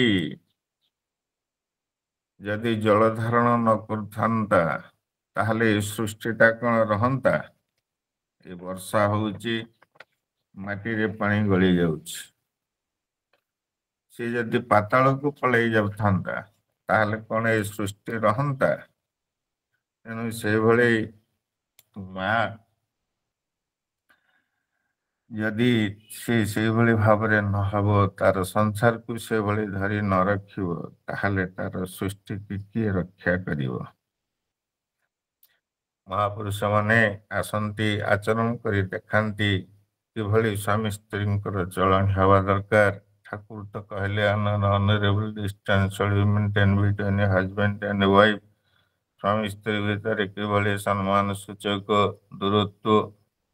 ଠାକୁର ତାଙ୍କର ଦୀର୍ଘ ଜୀବନ ଭିତରେ ଦୀର୍ଘ 81 ବର୍ଷ କାଳ ଭିତରେ ଦେଇ ମାଙ୍କୁ ଶକ୍ତି ରୂପିଣୀ ମାଙ୍କୁ କିଭଳି ଭାବରେ ସେ ସମ୍ମାନ ଦଉଥିଲେ, ଗୁରୁତ୍ୱ ଦଉଥିଲେ। ଆଉ ସେଇଭଳି ଭାବରେ ରାମକୃଷ୍ଣ ଠାକୁରଙ୍କର ଗୋଟେ କଥା ମନେ ପଡେ। ରାମକୃଷ୍ଣ ଠାକୁର ସନ୍ଧ୍ୟା ସମୟରେ ପ୍ରତିଦିନ ସେବିକା ଆସି ସେ ଧୂପ ଦୀପ ଲଗେଇ ଦେଇ ଯାଏ। ଘରେ ଧୂପ ଦୀପ ଦିଏ। ଠାକୁର ବସିଛନ୍ତି, ପଛପଟରୁ ଦୀପ ଦେଇ ଯେତେବେଳେ ସେ ଦେଖି ନାହାନ୍ତି, କହିଲେ ତୁ କବାଟଟା ବନ୍ଦ କରିଦେ, ନହେଲେ ବିଲେଇ ପଶିଯିବ। କହିକି ଯେତେବେଳେ ବୁଲି ପଡନ୍ତି, ଦେଖନ୍ତି ମା ଶାରଦା। ରାମକୃଷ୍ଣ ଠାକୁର କହିଲେ ତୁମକୁ ନ ଦେଖି ତୁ ବୋଲି କହିଦେଲି, ମତେ କ୍ଷମା କରିବ। ତେଣୁ ସେ କେତେବେଳେ ବି ତାଙ୍କୁ ସେଭଳି ଅବହେଳା ତାଙ୍କ ପ୍ରତି କରନ୍ତି ନାହିଁ। ଆଉ ଏଇ ଯୋଉ ନାରୀ ଆଜି ସୁସନ୍ତାନର ଯୋଉ ଅଭାବ ଆଜି ହେଇଛି, ଠାକୁର କହୁଛନ୍ତି ଏଇ ଦେବଭୂମି ଭାରତରେ ଘରେ ଘରେ ଦେବତା ଜନ୍ମ ହଉଥିଲେ। ଆଜି 20 ଖଣ୍ଡ ଗାଁ ବୁଲି ଆସିଲେ ଗୋଟିଏ ସଚ୍ଚା ମଣିଷ ଆଜି ଦେଖିବାକୁ ମିଳେ ନା। ତେଣୁ ଏଇ ମା ମାନେ ଯୋଉଦିନ ଅବଳା ଦୁର୍ବଳା ହେଲେ, ସେଇଦିନ ଏଇ ଦୁର୍ବଳ ସନ୍ତାନ ସବୁ ଦେଶକୁ ଆସିଲେ। ତେଣୁ ଦେବାଦେବୀଙ୍କର ଅନେକ ପୂଜା ଆମେ କରେ, ସେଇ ଦେବୀ ଘରେ ମଧ୍ୟ ସେଇ ଦେବୀ ଅଛନ୍ତି। ସେଇ ଦେବୀ ଶକ୍ତି ଯେତେବେଳେ ଘରେ ଜାଗ୍ରତ ହେବେ, ଏଇ ମା ମାନେ ଯେତେବେଳେ ଜାଗ୍ରତ ହେବେ, ଦୁର୍ବଳକୁ ଦୁର୍ବଳ କରିବେ, ସେତେବେଳେ ଘରେ ଘରେ ଏଇ ଦେବ ସନ୍ତାନ ମାନଙ୍କର ଜନ୍ମ ହବ। ମାଙ୍କୁ କିଭଳି ଖୁସି କରିବାକୁ ସେ ଠାକୁରଙ୍କ ପାଖରେ ଦେଖାଗଲା। ଆମେ ଦେଖୁ ଗୋଟିଏ ଫଟୋରେ ମାଙ୍କର କୋଳରେ ମା ଯେତେବେଳେ ପିତା ଶିବଚନ୍ଦ୍ର ଚକ୍ରବର୍ତ୍ତୀ ଚାଲିଗଲେ, ସେତେବେଳେ ମାଙ୍କର ଅବସ୍ଥା ମଧ୍ୟ ସେଭଳି ଥିଲା। ତାଙ୍କୁ ଖୁସି କରିବା ପାଇଁ, ତାଙ୍କୁ ଭୁଲି ରଖିବା ପାଇଁ ଠାକୁର ମାଙ୍କ ମଥାରେ ବି କୋଳ ରଖି ଶୁଅନ୍ତି। ଆଉ ଏତେ କର୍ମର ସେତେବେଳେ ସବୁ ଇଟା ତିଆରିବାଠୁ ଆରମ୍ଭ କରି ବିଭିନ୍ନ ପ୍ରକାର ଯୋଉ ସବୁ ସତ୍ସଙ୍ଗ ଭାବନା ସେତେବେଳେ ଯୋଉ ଗଢି ଉଠିଲା, ସ୍କୁଲ କଲେଜ ଠୁ ଆରମ୍ଭ କରି ଇଣ୍ଡଷ୍ଟ୍ରି ଗବେଷଣା କୁଟୀର ଶିଳ୍ପ, ଇଏ ସବୁ ଯୋଉ ଘର ବାଡି ସବୁ ଗଢି ଉଠିଲା, ସେତେବେଳେ ଏଇ ମାଙ୍କୁ ବିଭିନ୍ନ କାମରେ ତାଙ୍କୁ ନିବେଶ କରେ, ତାଙ୍କର ମନଟାକୁ ସଦାବେଳେ ଭୁଲେଇ ରଖିବା ପାଇଁ, ଯେଉଁଭଳି ବାପାଙ୍କର କଥା ତାଙ୍କୁ ବିବ୍ରତ ନ କରେ। ତେଣୁ ଏଇଭଳି ଭାବରେ ସେ ଦେଖେଇଲେ କିଭଳି ଭାବରେ ମାଙ୍କୁ ରଖି ସେବା କରାଯାଏ। ତାଙ୍କର ମାତୃଭକ୍ତିରେ ଆଉ ଗୋଟିଏ କଥା ମନ ବହୁତ ତ କଥା, କିନ୍ତୁ ଆଉ ଗୋଟିଏ ମନେ ପଡ଼େ। ଥରେ ମାତା ମନମୋହନ ଦେବୀ କହିଲେ, ଏ ସମ୍ପତ୍ତିକି ମୁଁ 3 ପୁଅ ନାଁରେ ମୁଁ ଭାଗ କରିଦେବି। ମୁଁ ବଞ୍ଚିଥିବା ଭିତରେ ଏ ସମ୍ପତ୍ତିକି 3 ପୁଅ ନାଁରେ ଭାଗ କରିଦେବି। ଏ କଥା ଶ୍ରୀ ଶ୍ରୀ ଠାକୁର ଶୁଣିଲେ। ଶୁଣିଲା ପରେ କହିଲେ, ଠିକ ଅଛି ମା, ସମ୍ପତ୍ତିକି ମୁଁ ଭାଗ କରିଦେବି। ଆରୁ କହିଲେ, ତୁ ଭାଗ କର, ଯଦି ସେଟା ଗ୍ରହଣ ଯୋଗ୍ୟ ହୁଏ ତାହେଲେ ଆମେ ଗ୍ରହଣ କରିବୁ। ସେ ସମ୍ପତ୍ତିକି ଭାଗ କରିବା ନାଁରେ 3 ପୁଅ ନାଁରେ ସେ ଭାଗ କରିବା ପାଇଁ ଯେତେବେଳେ ଇଏ କରୁଛନ୍ତି, ସେତେବେଳେ କହିଲେ, ଯେତିକି ସବୁ ସ୍ଥାବର ଅସ୍ଥାବର ସମ୍ପତ୍ତି ଅଛି, ଇଏ ସମସ୍ତ ସମ୍ପତ୍ତି ଦୁଇ ପୁଅ ଯୋଗେନ୍ଦ୍ର ଆଉ ଇଏ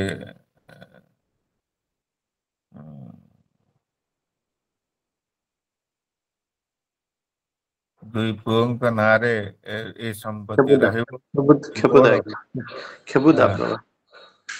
ଖେପୁଦା ବାଦଲଦା, ଏ 2 ପୁଅ ନାଁରେ ସମ୍ପତ୍ତି ରହିବ, ଆଉ ମୋର ଭାଗରେ କେବଳ ମା ହିଁ ରହିବେ। ଏଭଳି କଥା ସେଦିନ ଶୁଣି ସମସ୍ତେ ବଡ଼ ବିସ୍ମିତ ହେଇଥିଲେ। ମାଙ୍କୁ କେତେ ଭାବେ ଠାକୁର ଭଲ ପାଉଥିଲେ। ତେଣୁ ଏ ମାତୃଭକ୍ତି ଉପରେ ଅନେକ କଥା ଠାକୁର କହିଛନ୍ତି। ଆଜି କିନ୍ତୁ ଦେଖାଯାଏ ପରିଣତ ବୟସରେ ଘରେ ଘରେ ଆମେ ଦେଖୁ ଯେ ମା ବାପା କେତେ ଅବହେଳିତ ଆଜି ହେଇଛନ୍ତି। ଯାହା ହୁଏ ସତ୍ସଙ୍ଗ ଯଦି ଆମେ ନ ଆସିଥାନ୍ତେ, ବିନୁ ସତ୍ସଙ୍ଗ ବିବେକ ନ ହୋଇ ରାମ କୃପା ବିନା ସୁଲଭ ନାଶ ହୋଇ, ପୁରାଣରେ ଏ କଥାଟା ଥିଲା, ତୁଳସୀ ଦାସଙ୍କର ଥିଲା। କିନ୍ତୁ ଆଜି ପ୍ରକୃତରେ ଆମେ ଦେଖିଲୁ ଯେ ସତ୍ସଙ୍ଗରେ ଯଦି ଆମେ ନ ଆସିଥାନ୍ତୁ, ତାହେଲେ ଆମର ବିବେକ ଚେତନା ମଧ୍ୟ ଜାଗ୍ରତ ହେଇନଥାନ୍ତା।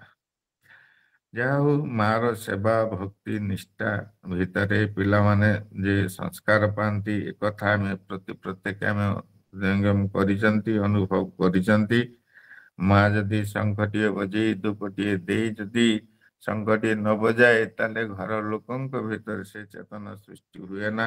ଯୋଉ ଘରେ ମା ମାନେ ନାମ ଧ୍ୟାନ କରନ୍ତି ନାହିଁ, ସେ ଘରେ ସାଧାରଣତଃ ପୁରୁଷ ମାନେ ବା ପିଲାମାନଙ୍କ ଭିତରେ ତାର ପ୍ରଭାବ ପଡ଼େ ନାହିଁ। ତେଣୁ ଏସବୁ ଦିଗକୁ ଆମକୁ ସତର୍କ ହେଇ ଚାଲିବାକୁ ପଡ଼ିବ। ଯେଉଁଦିନ ମା ମାନେ ଅବହେଳିତ ହେଲେ, ଭୋଗର ପାତ୍ର ହେଲେ, ମା ମାନେ ଅସଦାଚାରୀ ହେଲେ, ଦେବ ସନ୍ତାନର ରାସ୍ତା ସେଦିନ ବନ୍ଦ ହେଲା। ସୁବାସ ବୋଷ ସେଦିନ ତାଙ୍କର ଜନ୍ମ ରହସ୍ୟ କଥା ଯେତେବେଳେ ସୁବାସ ବୋଷଙ୍କର ଜନ୍ମର ସେତେବେଳେ ତାଙ୍କର ନା ଖ୍ୟାତି ସବୁ ଚାରିଆଡ଼େ ବ୍ୟାପିଲାଣି। ପ୍ରଭାବତୀ ଦେବୀ ଠାକୁରଙ୍କ ପାଖରେ ବସିଛନ୍ତି। ପ୍ରଭାବତୀ ଦେବୀଙ୍କୁ ଠାକୁର କହୁଛନ୍ତି, ସୁବାସର ଜନ୍ମ ରହସ୍ୟ ଟିକେ କହ ତ। ସେଠୁ ପ୍ରଭାବତୀ ଦେବୀ କହୁଛନ୍ତି, ଆଜ୍ଞା ଠାକୁର, ଆମେ ରହସ୍ୟ କିଛି ଜାଣିନା।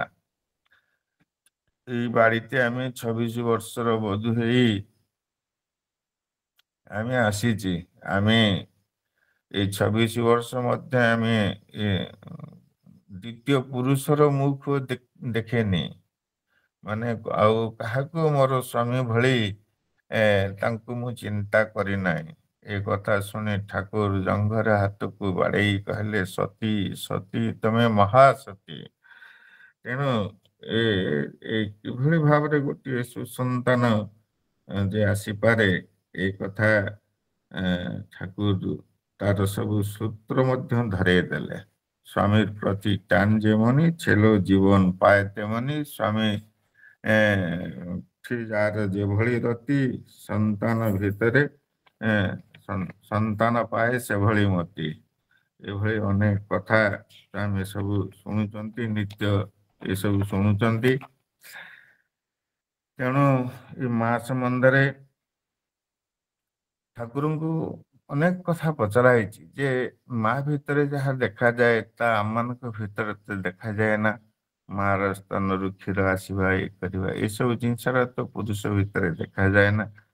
ଠାକୁର କହୁଛନ୍ତି ମା ଭିତରେ ମାଙ୍ଗାନିଜ ଭାବଟା ବେଶୀ, ସେଇଟା ମୋ ଭିତରେ ମଧ୍ୟ ଭଗବାନ ଯୋଉ କରୁଣାମୟ, ତାଙ୍କ ଭିତରେ ଠାକୁର କହୁଛନ୍ତି ସେଇଟା ଆମର ଭିତରେও ବେଶୀ।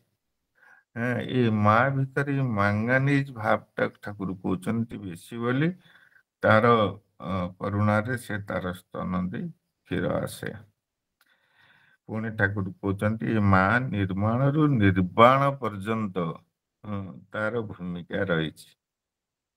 ମା ବିଷଧର ସର୍ପର ମଥାରେ ଚୁମ୍ବନ ଦେଇ ବିଷହରଣ କରି ପ୍ରେମ ସୃଷ୍ଟି କରିପାରେ। ଏ ମା ଭିତରେ ଏତେ ଶକ୍ତି ଅଛି। ତେଣୁ ଠାକୁର ଶାସ୍ତ୍ର ତ କହୁଛି ଆଜି ମାତୃ ପୂଜା ଚାଲିଛି, ଲକ୍ଷ୍ମୀ ପୂଜା, ଦୁର୍ଗା ପୂଜା, କାଳୀ ପୂଜା, ଏ ସବୁ ଶକ୍ତି ଏଇ ମା ମାନଙ୍କ ଭିତରେ ରହିଛି। ସେ ଶକ୍ତି କି ଜାଗ୍ରତ କରିବାକୁ ପଡିବ, ଦୁର୍ବଳକୁ ଦୁର୍ବଳ କରିବାକୁ ପଡିବ। ଠାକୁର ସେଥିପାଇଁ କହିଲେ ରାଜ୍ୟର ରାଜା, ସମାଜରେ ଗୁରୁ, ପରିବାରରେ ପିତା, ଗୃହରେ ଗୃହିଣୀ। ରାଜ୍ୟର ରାଜା, ସମାଜରେ ଗୁରୁ, ପରିବାରରେ ପିତା, ଗୃହରେ ଗୃହିଣୀ, ଏ ସାମାନ୍ୟ ନୁହନ୍ତି। ଏମାନଙ୍କ ହାତରେ ଦୁଇଟି ଦିଗ ରହିଛି। ଚାହିଁଲେ ବିକାଶ ହେବ, ଚାହିଁଲେ ପ୍ରଳୟ ହେବ। ତେଣୁ ଏ ମା ବୋଲି ଯୋଉ ଜିନିଷ ତାକୁ ଚିନ୍ତା କରାଯାଇପାରେ ନା। ତେଣୁ ଏ ମାତୃ ଜାଗରଣ, ମା ଯେ ପର୍ଯ୍ୟନ୍ତ ଠିକ ନ ହେଇଛି, ସୃଷ୍ଟି ରକ୍ଷା କରିବା ଭଗବାନଙ୍କର ମଧ୍ୟ କୌଣସି ଉପାୟ ନାହିଁ। ଭଗବାନ ଆସନ୍ତି ବିଧାତା ବିଧିଦାତା, ସେ ଯେ ବିଧାନ ଦେଇଦେଲେ, କିନ୍ତୁ ତାକୁ ଯଦି ପାଳନ କରା ନ ହୁଏ, ଏଇ ପାଳନ କରିବା ଭିତରେ ଏ ମାର ଭୂମିକା ଅତ୍ୟନ୍ତ ଗୁରୁତ୍ୱପୂର୍ଣ୍ଣ, ଅତ୍ୟନ୍ତ ଗୁରୁତ୍ୱପୂର୍ଣ୍ଣ। ସେ ହିଁ ସୃଷ୍ଟିକି ରକ୍ଷା କରୁଛି। ତେଣୁ ମାତୃ ଜାଗରଣ, ମା ମାନଙ୍କୁ ସେଭଳି ତାଙ୍କୁ ଆସନ, ତାଙ୍କୁ ସେଭଳି ଭାବରେ ଯଦି ତାଙ୍କୁ ସମ୍ମାନ ଦିଆ ନଯାଏ, ତାହେଲେ ସୃଷ୍ଟିକି ଭଲ ସନ୍ତାନ ଯଦି ନ ଆସେ, ସୁସନ୍ତାନ ଦେବ ସନ୍ତାନ ଯଦି ନ ଆସେ, ସୃଷ୍ଟିକି ରକ୍ଷା କରିବା ଖାଲି ଚିନ୍ତା କଳ୍ପନା ମାତ୍ର ହେଇ ରହିଯିବ। ଏଇ ଭକ୍ତି ଭିତରେ ଦେଇ ସ୍ୱାମୀ ଭିତରେ, ଏଇ ମା ମାନଙ୍କ ଭିତରେ, ଏସବୁ ଭିତରେ ଏତେ ଶକ୍ତି ଅଛି। ଗୋଟିଏ ଘଟଣା ଠାକୁରଙ୍କର, ବଡ ମାଙ୍କର ଲୀଳା ଭିତରେ ଦେଖାଯାଏ। ଠାକୁରଙ୍କୁ, ଭଗବାନଙ୍କୁ ତାଙ୍କର ବିଧାନକୁ ମଧ୍ୟ ବଦଳେଇବାକୁ ପଡିଥିଲା। ସେଦିନ ଜାମିନକାନ୍ତ ରାୟଙ୍କ ନାଁ ଶୁଣିଥିବେ, ତାଙ୍କର ବହି ସବୁ ବାହାରିଛି। ଜାମିନଦାଙ୍କୁ ଦେଖି ବଡମା ପଚାରିଲେ, ଠାକୁର ବସିଛନ୍ତି, କହିଲେ ତୁ ଏତେ ରୋଗା ରୋଗା ଦେଖା ହଉଛୁ, ଶୁଖି ଯାଉଛୁ କାହିଁକି? ଏ କଥା ଶୁଣିକି ସେ କହିଲେ, ଜାମିନଦା କହିଲେ, ଠାକୁରଙ୍କର ନିର୍ଦ୍ଦେଶ ଅନୁଯାୟୀ ଶରଦା କହିଛନ୍ତି ଭୋଜନ କମ ନ କଲେ ଭଜନ ହେବ ନାହିଁ। ସେଥିପାଇଁ ଦିନରେ ଯାହା ଖାଉଛି, ରାତିରେ ତା ଅଧା ଖାଉଛି। ଆଉ ସେଥିପାଇଁ ଚାଲିବାକୁ ମଧ୍ୟ ମୋର ଶକ୍ତି ମୁଁ ପାଉନି। ଠାକୁରଙ୍କୁ ଚାହିଁକି ମା କହୁଛନ୍ତି, ତୁମେ କଣ ମୋ ଛୁଆଙ୍କୁ ସବୁ ମାରିଦବ ନା କଣ? ଠାକୁର କହୁଛନ୍ତି, କିରେ ମୁଁ କଣ ତତେ କହିଛି ନ ଖାଇବା ପାଇଁ? ଯାହା ଖାଇଲେ ତୋ ଶରୀର ସୁସ୍ଥ ରହିବ, ତୁ ତାହା ଖାଇବୁ। ଆଉ ଖାଇବାକୁ ତତେ କିଏ ମନା କରୁଛି? ତାପରେ ମା ଗଲେ ଯତି ଆଶ୍ରମରେ ଯାଇ ଦେଖିଲେ ଖାଦ୍ୟପେୟରେ ସେଠି ଯୋଉ କଟକଣା ସବୁ ରହିଛି ତା ଶୁଣିଲେ ଭାରି ମନ ତାଙ୍କର ଦୁଃଖ ହେଲା। ଏମାନଙ୍କର ଏତେ ସଂଯମତା ରହିଛି,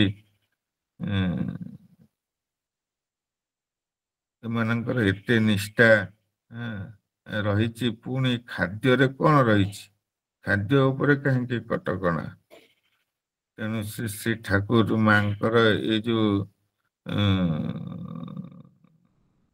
କଥା ଦେଖି ଏମାନଙ୍କର ନିଷ୍ଠା, ସଂଯମ, ତ୍ୟାଗ ସବୁ କଥା ରହିଛି।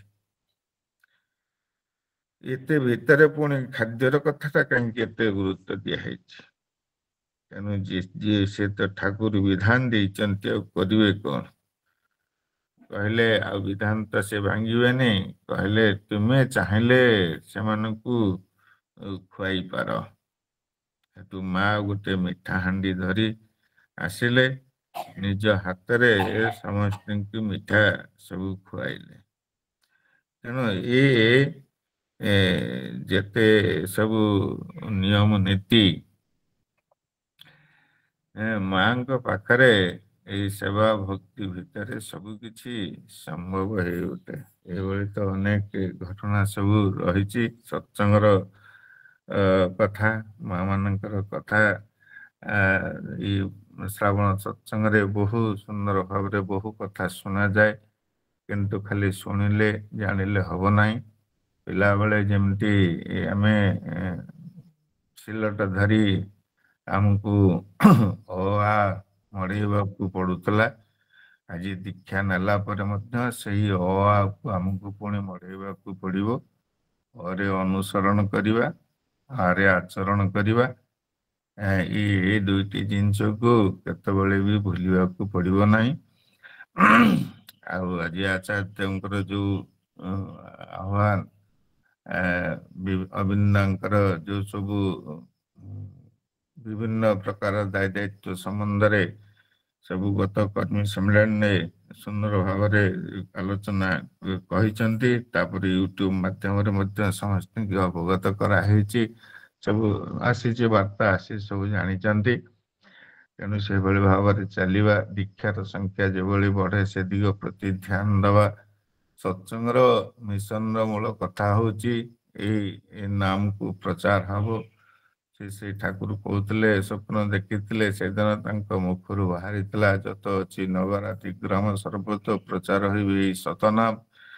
ତେଣୁ ସମୟର ସ୍ୱଳ୍ପତା, ସମୟ ଦିନ ଗଡ଼ି ଗଡ଼ି ଚାଲି ଯାଉଛି। ତେଣୁ ଏଇ ସ୍ୱଳ୍ପ ସମୟ ଭିତରେ ଆମକୁ ବସିବାର ବେଳ ନାହିଁ, ଭାବିବାର ବି ମଧ୍ୟ ବେଳ ନାହିଁ। ତେଣୁ ନିତ୍ୟ ଯଜନଶୀଳ ହେଇ ଚାଲିବା। ଏଇ ଯଜନ ଯାଜନ ଇଷ୍ଟବତୀ କଥା ଆମେ ଭାବିଥିଲୁ ଇଏ ଗୋଟିଏ ଲୋକ କଲ୍ୟାଣ ପାଇଁ, କିନ୍ତୁ ଶ୍ରୀ ଠାକୁର ଆଲୋଚନା ପ୍ରସଙ୍ଗ ବାରରେ କହୁଛନ୍ତି ଏଇ ଯଜନ ଯାଜନ ଇଷ୍ଟବତୀ ଏ ମନୁଷ୍ୟକୁ, ଏଇ ଶରୀରକୁ, ଏଇ ସତ୍ତାକୁ ରକ୍ଷା କରିବା ପାଇଁ ଏକମାତ୍ର ମାଧ୍ୟମ, ଏକମାତ୍ର ପଥ। ଶ୍ରୀ ଠାକୁର କହୁଛନ୍ତି, ଆଲୋଚନା ପ୍ରସଙ୍ଗ ବାରରେ କହୁଛନ୍ତି, ଏଇ ସତ୍ତାଟା ତିଷ୍ଠି ରହିଛି ତିନିଟା ଜିନିଷ ଉପରେ, ମନ, ପ୍ରାଣ ଆଉ ସୁରତ। ଏଇ ମନ, ପ୍ରାଣ ଆଉ ସୁରତ, ଏଇ ଯଜନ କଲେ ମନ ସ୍ଥିର ହବ, ଯାଜନ କଲେ ପ୍ରାଣ ପୁଲକିତ ହବ, ଆଉ ଇଷ୍ଟବୃତ୍ତି କଲେ ସୁରତ ବା ସତ୍ତା ସୁରକ୍ଷିତ ରହିବ। ତେଣୁ ସେ ଏଇ ଯାହା କିଛି ଯଜନ ଯାଜନ ଇଷ୍ଟବୃତ୍ତି ଏସବୁକୁ ମୋର ରକ୍ଷା କବଚ, ମତେ ତାକୁ ଧ୍ୟାନ ଦେବା ପାଇଁ ପଡିବ, ନିତ୍ୟ ଯାଜନଶୀଳ ହବା ପାଇଁ ପଡିବ, ନିତ୍ୟ ଲୋକ କଲ୍ୟାଣରେ ବ୍ରତୀ ହେଇ ଲୋକଙ୍କ ପାଖକୁ ଯିବାକୁ ପଡିବ। ତେଣୁ ଯିଏ ଯୋଉଠି ଯୋଉ ଅବସ୍ଥାରେ ଅଛନ୍ତି ଆମକୁ ଯାଜନ ମୁଖର ହବା ପାଇଁ ପଡିବ। ସେଦିନ ପ୍ରଫୁଲ୍ଲ ଦାସକୁ ଠାକୁର କହୁଛନ୍ତି, ପ୍ରଫୁଲ୍ଲ ତୁ ଯାଜନ କରୁ, ନାମ କରୁ, ଯାଜନ କରୁ। ଠାକୁର ସେ କହିଲେ, ହଁ ଠାକୁର ନାମ ତ କରେ, କିନ୍ତୁ ରାତି 4ଟାରୁ ଆସେ, ରାତି 11ଟା ବେଳେ ଆପଣଙ୍କ ପାଖରୁ ଯାଏ। ସେତେବେଳେ ଆଉ ଲୋକ କୋଉଠି ପାଇବି ଯେ ଯାଜନ କରିବି? ସେଠୁ ଠାକୁର କହୁଛନ୍ତି, ତୁ ମୋର କାମ କରୁ ସତ, କିନ୍ତୁ ମୋର କୁହା କଥାକୁ ଯଦି ତୁ ନ କରୁ ତାହେଲେ ତୋର କର୍ମଫଳ କିନ୍ତୁ କଟିବ ନାହିଁ। ପୁଣି ଯାଜନ ଉପରେ ଠାକୁର କହୁଛନ୍ତି ଯେ ନିତ୍ୟ ଯାଜନଶୀଳ ତାର ଚାଲିରେ ପଦ୍ମ ଫୁଟେ। ଆଉ ଏପରି ଲୋକକୁ ଦେଖି ଦେଖି ନରକଟା ବି ସ୍ୱର୍ଗ ହୋଇଯାଏ। ପୁଣି ଯାଜନର କଥା କହୁଛନ୍ତି ଯେ ନିତ୍ୟ ଅମୃତ ପରିବେଷଣ କରେ ସେ ଦୀର୍ଘାୟୁ ହୁଏ। ତେଣୁ ଯାହା ହଉ କାଳକ୍ଷେପଣ ନ କରି ସ୍ୱଳ୍ପ ସମୟ ମନୁଷ୍ୟ ଜୀବନ ଅତ୍ୟନ୍ତ ସ୍ୱଳ୍ପ ସମୟ। କାଲି ଜଣଙ୍କୁ ମୁଁ କହୁଥିଲି, ମୁଁ କହିଲି ଭାଇ ଏଇ ଯୋଉ ପିମ୍ପୁଡ଼ିଟା ଦେଖୁଛନ୍ତି, ଏଇ ପିମ୍ପୁଡ଼ିର ଜୀବନ ସହିତ ମୋର ଜୀବନ ମଧ୍ୟ ସମର୍ଥ ନୁହେଁ। ଆପଣ ଛିଡ଼ା ହୁଅନ୍ତୁ ସେଇ ପିମ୍ପୁଡ଼ିଟା ଉପରେ। ଛିଡ଼ା ହେଲେ 2 ମିନିଟ୍, ଛିଡ଼ା ହେଲା ପରେ ଯେତେବେଳେ ପାଦଟା ଉଠେଇ ଦେଲେ ପୁଣି ପିମ୍ପୁଡ଼ିଟା ଝାଡ଼ିଝୁଡ଼ା ହେଇକି ସିଏ ପୁଣି ତାର ଗନ୍ତବ୍ୟ ପଥରେ ଚାଲିଗଲା। ମୁଁ କହିଲି ଗୋଟେ ପିମ୍ପୁଡ଼ି ପାଖରେ ମୁଁ ହେଲି ଗୋଟିଏ ପାହାଡ଼। କେତେ ଲକ୍ଷ ଗୁଣରେ ମୁଁ ତାଠୁ ବଡ଼। ତେଣୁ ସେଇଭଳି ଭାବରେ ମୋ ଉପରେ ଯଦି ଗୋଟିଏ ପାହାଡ଼ 2 ମିନିଟ୍ ରଖି ଦିଆଯିବ ତାହେଲେ ମୁଁ କ'ଣ ବଞ୍ଚିବି? ତେଣୁ ସେଇଥିପାଇଁ ଠାକୁରଜୀ କହିଲେ ପିମ୍ପୁଡ଼ିର ବ୍ୟଥା ନିରାକରଣ ଦିଗରେ ଚେଷ୍ଟା ରଖ। ତେଣୁ ଏ ମନୁଷ୍ୟ ଜୀବନ ଅତ୍ୟନ୍ତ ସ୍ୱଳ୍ପ ସମୟ। ଆଜି ଆମେ ବଞ୍ଚେ ତାଙ୍କରି ଦୟାରୁ, ଜନ୍ମ ମରଣ ତାଙ୍କରି ଅଧୀନ। ତେଣୁ ଆସନ୍ତୁ ତାଙ୍କୁ ପ୍ରତିଷ୍ଠା କରି ଏଇ ଜୀବନରେ ତାଙ୍କ ଅନୁଭୂତି, ଜୀବନଟାକୁ ଅନୁଭୂତି ସମ୍ପନ୍ନ କରି ତାଙ୍କ ପ୍ରତିଷ୍ଠାରେ ବ୍ରତୀ ହେଇ ପ୍ରତିଟି ଅନ୍ତରେ ତାଙ୍କୁ ଜାଗ୍ରତ କରି ଅନ୍ତର ଅନ୍ତରେ ଗାଇ ଉଠିବା ବନ୍ଦେ ପୁରୁଷୋତ୍ତମ। ଜୟ ଗୁରୁଦେବ। ଜୟ ଗୁରୁ। ଖୁବ ସୁନ୍ଦର ଭାବରେ ଆମର ସମ୍ମାନୀୟ ବସନ୍ତ ଠାକୁରଙ୍କ ସହ ପ୍ରତିନିଧି ଶିବ ବସନ୍ତ କୁମାର ସାହୁ ବିଭିନ୍ନ ଦିଗ ଦେଇକି ଆମ ସବୁ ଠାକୁରଙ୍କ କଥା ତୋଳି ଧରିଲେ, ତାଙ୍କର ଅନୁଭୂତି ଅଭିଜ୍ଞତା ସବୁ ଆମ ପାଖରେ ତୋଳି ଧରିଲେ। ବିଶେଷ ଭାବରେ ମା ମାନଙ୍କର କଥାକୁ ନେଇ, ଝିଅମାନଙ୍କର କଥାକୁ ନେଇ, ମାତୃଜାତି ମାତୃଶକ୍ତି ଏସବୁ କଥାକୁ ନେଇକି ଅନେକ ଭାବରେ ତୋଳି ଧରିଲେ। ମାର ଶୁଦ୍ଧତା ପରେ ଆମର ଜାତିର ଶୁଦ୍ଧତା ନିର୍ଭର କରୁଛି। ମା ଶକ୍ତି ହେଲେ, ମା ଅବଳା ଦୁର୍ବଳା ଯେବେଠାରୁ ହେଲେ ସେବେଠାରୁ ଭଲ ସନ୍ତାନ ଆସିବା ବାଟ ବନ୍ଦ ହେଇଗଲା। ତେଣୁ ଏସବୁ କଥାକୁ ନେଇକି ଠାକୁର ଯେ କହିଥିଲେ ମା ମାନଙ୍କୁ, ଝିଅମାନଙ୍କୁ ମା ବୋଲି ଡାକିବାକୁ ହୁଏ, କାରଣ ସେମାନଙ୍କର ମହିମାନ୍ୱିତ ରୂପ ସବୁ ଲାଇନ୍ ଫରେନ୍ ଅଛି ମା। ଆଉ ଏଇ କଥାକୁ ନେଇ ଅନେକ ଭାବରେ ଆମ ପାଖରେ ତୋଳି ଧରିଲେ। କେଶ ବେଶ ବୋଧ ବ୍ୟବହାର ଏଇ 4ଟା ମା ମାନଙ୍କର ଅଳଙ୍କାର, ଏ କଥାକୁ ନେଇକି ଅନେକ ଭାବରେ ତୋଳିଲେ। ମା ହାତରେ ନିର୍ମାଣ ଆଉ ପ୍ରଳୟ 2ଟା ଜିନିଷ ମା ହାତରେ ଅଛି। ଆଉ ତା ଭିତରେ ଶ୍ରୀ ଠାକୁରଙ୍କର ମାତୃଭକ୍ତିର କଥା ଆଉ ଆମ ପାଖରେ ତୋଳି ଧରିଲେ। ଆଉ ଶେଷରେ ଯାଜନ କଥା ମଧ୍ୟ ଆମ ପାଖରେ ତୋଳି ଧରିଲେ। ଅନେକ ଭାବରେ ଏତେ ଗୁଡ଼ିଏ କଥା କମ୍ ସମୟ ଭିତରେ ଅନେକ ତତ୍ତ୍ୱ ଏବଂ ତଥ୍ୟପୂର୍ଣ୍ଣ କଥା ସବୁ ଆମ ପାଖରେ ତୋଳି ଧରିଲେ। ଆମମାନେ ଆମର ସମ୍ମାନୀୟ ବସନ୍ତାଙ୍କର ସୁସ୍ଥ ସୁଦୀର୍ଘ ନିରାମ ଜୀବନ ପାଇଁ ଠାକୁରଙ୍କୁ ସେଇ ଜଣ ପ୍ରାର୍ଥନା ଜଣାଇବା। ଏମିତି ପ୍ରଭୁଙ୍କ କଥା କହିକି ଆମର ପ୍ରାଣ କଷ୍ଟ କରିଥାନ୍ତୁ। ଏଇ ଧାରା ଅଭ୍ୟାସ ଥାଉ। ଏ ଠାକୁରଙ୍କ ସେଇ ଜଣ ପ୍ରାର୍ଥନା। ଆଜ୍ଞା, ଜୟ ଗୁରୁ। ଆଉ ଆସନ୍ତା କାଲିର ସତ୍ସଙ୍ଗ ପ୍ରତିଦିନ ଭଳି, ଆଜ୍ଞା ଜୟ ଗୁରୁ। ଆସନ୍ତାକାଲିର ସତ୍ସଙ୍ଗ ପ୍ରତିଦିନ ଭଳି ନିବେଦନ କରିଛନ୍ତି ଆମର ସଦଭଜ ବିନୋଦ କୁମାର ବେହେରା। ଆସନ୍ତାକାଲି ସତ୍ସଙ୍ଗ ଯୋଜନା କରିବା। ବର୍ତ୍ତମାନ ଆମର ଶ୍ରଦ୍ଧା ବିନୋଦ ଭାଇ, ଇଞ୍ଜିନିୟର ବିନୋଦ କୁମାର ପ୍ରଧାନ ସମାପନୀ ସଙ୍ଗୀତ ପରିବେଷଣ କରି ଧ୍ୱନି ଦେଇ ସତ୍ସଙ୍ଗ ସମାପନ। ଜୟ ଗୁରୁ ଦାଦା। ଜୟ ଗୁରୁ। ଆଜ୍ଞା। ଏକି ଆନନ୍ଦ ପରମାନନ୍ଦ ପୁରୁଷୋତ୍ତମ ଲୀଳା ଅଭିନବ। ଏକି ଆନନ୍ଦ ପରମାନନ୍ଦ ପୁରୁଷୋତ୍ତମ ଲୀଳା ଅଭିନବ। ପତିତ ପାବନ ନର ନାରାୟଣ, ପତିତ ପାବନ ନର ନାରାୟଣ, ପ୍ରେମମୟ ରୂପେ ଦିବ୍ୟ ଆବିର୍ଭାବ, ପ୍ରେମମୟ ରୂପେ ଦିବ୍ୟ ଆବିର୍ଭାବ। ଏକି ଆନନ୍ଦ ପରମାନନ୍ଦ ପୁରୁଷୋତ୍ତମ ଲୀଳା ଅଭିନବ। ବେନି ନୟନରୁ ବହି ଯାଉଛି ରେ ମିଳନ ଆବେଗ ଆନନ୍ଦ ଅଶ୍ରୁରେ। ବେନି ନୟନରୁ ବହି ଯାଉଛି ରେ ମିଳନ ଆବେଗ ଆନନ୍ଦ ଅଶ୍ରୁରେ। ଭକ୍ତ ଭଗବାନ ଅପୂର୍ବ ମିଳନ, भक्त भगवान पूर्व मिलन वृंदावने बंशी राधारी डाकिब कि आनंद परमानंद पुरुषोत्तम लीला अभिनव झरुचि अमृत नाम प्रेम बारी विश्व भुवन विमोहन करी झरुचि अमृत नाम प्रेम बारी विश्व भुवन विमोहन करी तनु मन प्राण नव सिंहरण तनु मन प्राण नव सिंहरण प्रेम तरंग सागर लंघिब प्रेम तरंग सागर लंघिब एकी आनंद परमानंद पुरुषोत्तम लीला अभिनव गाओरे दयालो दया हृद खोली दुख वेदना दूरे जाऊ चाली गाओरे दयालो दया हृद खोली दुख वेदना दूरे जाऊ चाली परम पितारे डाक प्राण भरे परम पितारे डाक प्राण भरे विश्व पितारे डाक प्राण भरे निर्भरे धर निर्भय हेब निर्भरे धर निर्भय हेब आनंद परमानंद पुरुषोत्तम लीला अभिनव कि आनंद परमानंद पुरुषोत्तम लीला अभिनव वंदे पुरुषोत्तमं वंदे पुरुषोत्तमं वंदे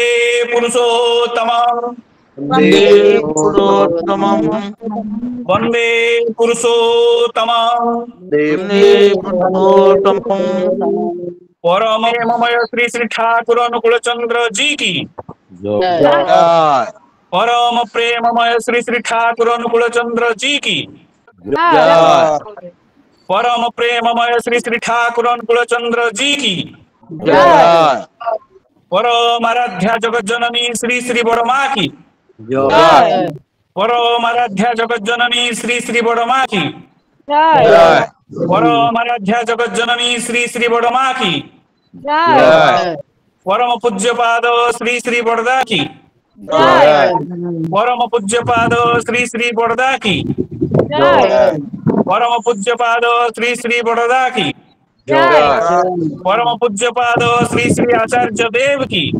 जय परम पूज्य पाद श्री श्री आचार्य देव की जय परम पूज्य पाद श्री श्री आचार्य देव की जय सत्संग की जय सत्संग की जय सत्संग की जय वंदे आर्य पितॄन् वंदे आर्य पितॄन् वंदे मातृवर्गान् वंदे मातृवर्गान् वंदे अहं कृष्टिदैवतम् वंदे अहं वंदे पुरुषोत्तमम् वंदे पुरुषोत्तमं वंदे पुरुषोत्तमम् वंदे पुरुषोत्तमं परम प्रेममय श्री श्री ठाकुर अनुकूल चंद्र जी की जय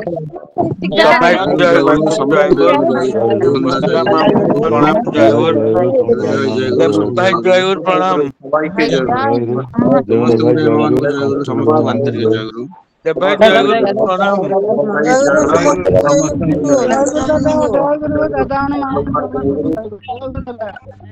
जय गुरु काशंती माँ जय गुरु हेमांगिरी माँ जय गुरु जय गुरु समस्त विकास दादा जय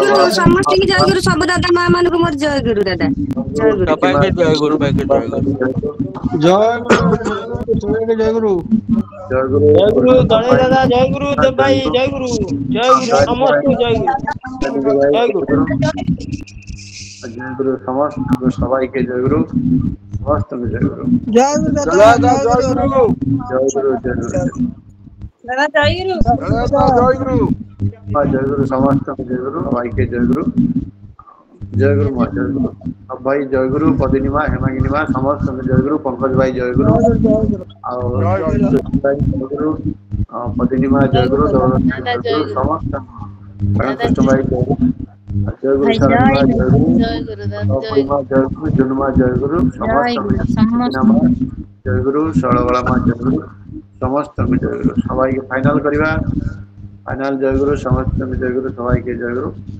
जयगुरु जयगुरु जयगुरु दादा जयगुरु समस्त दादा मां को जयगुरु जयगुरु माँ जयगुरु सरस्वती माँ जयगुरु सुषमा माँ जयगुरु विचित्रानंद भाई जयगुरु मंटू भाई जयगुरु समस्त भाई और मामा को जयगुरु जयगुरु जयगुरु दादा जयगुरु जयगुरु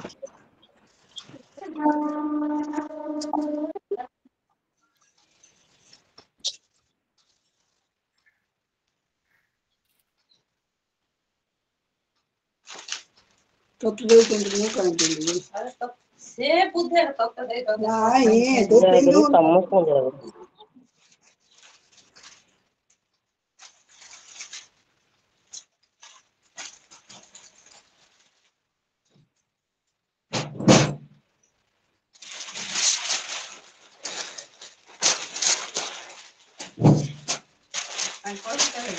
पताका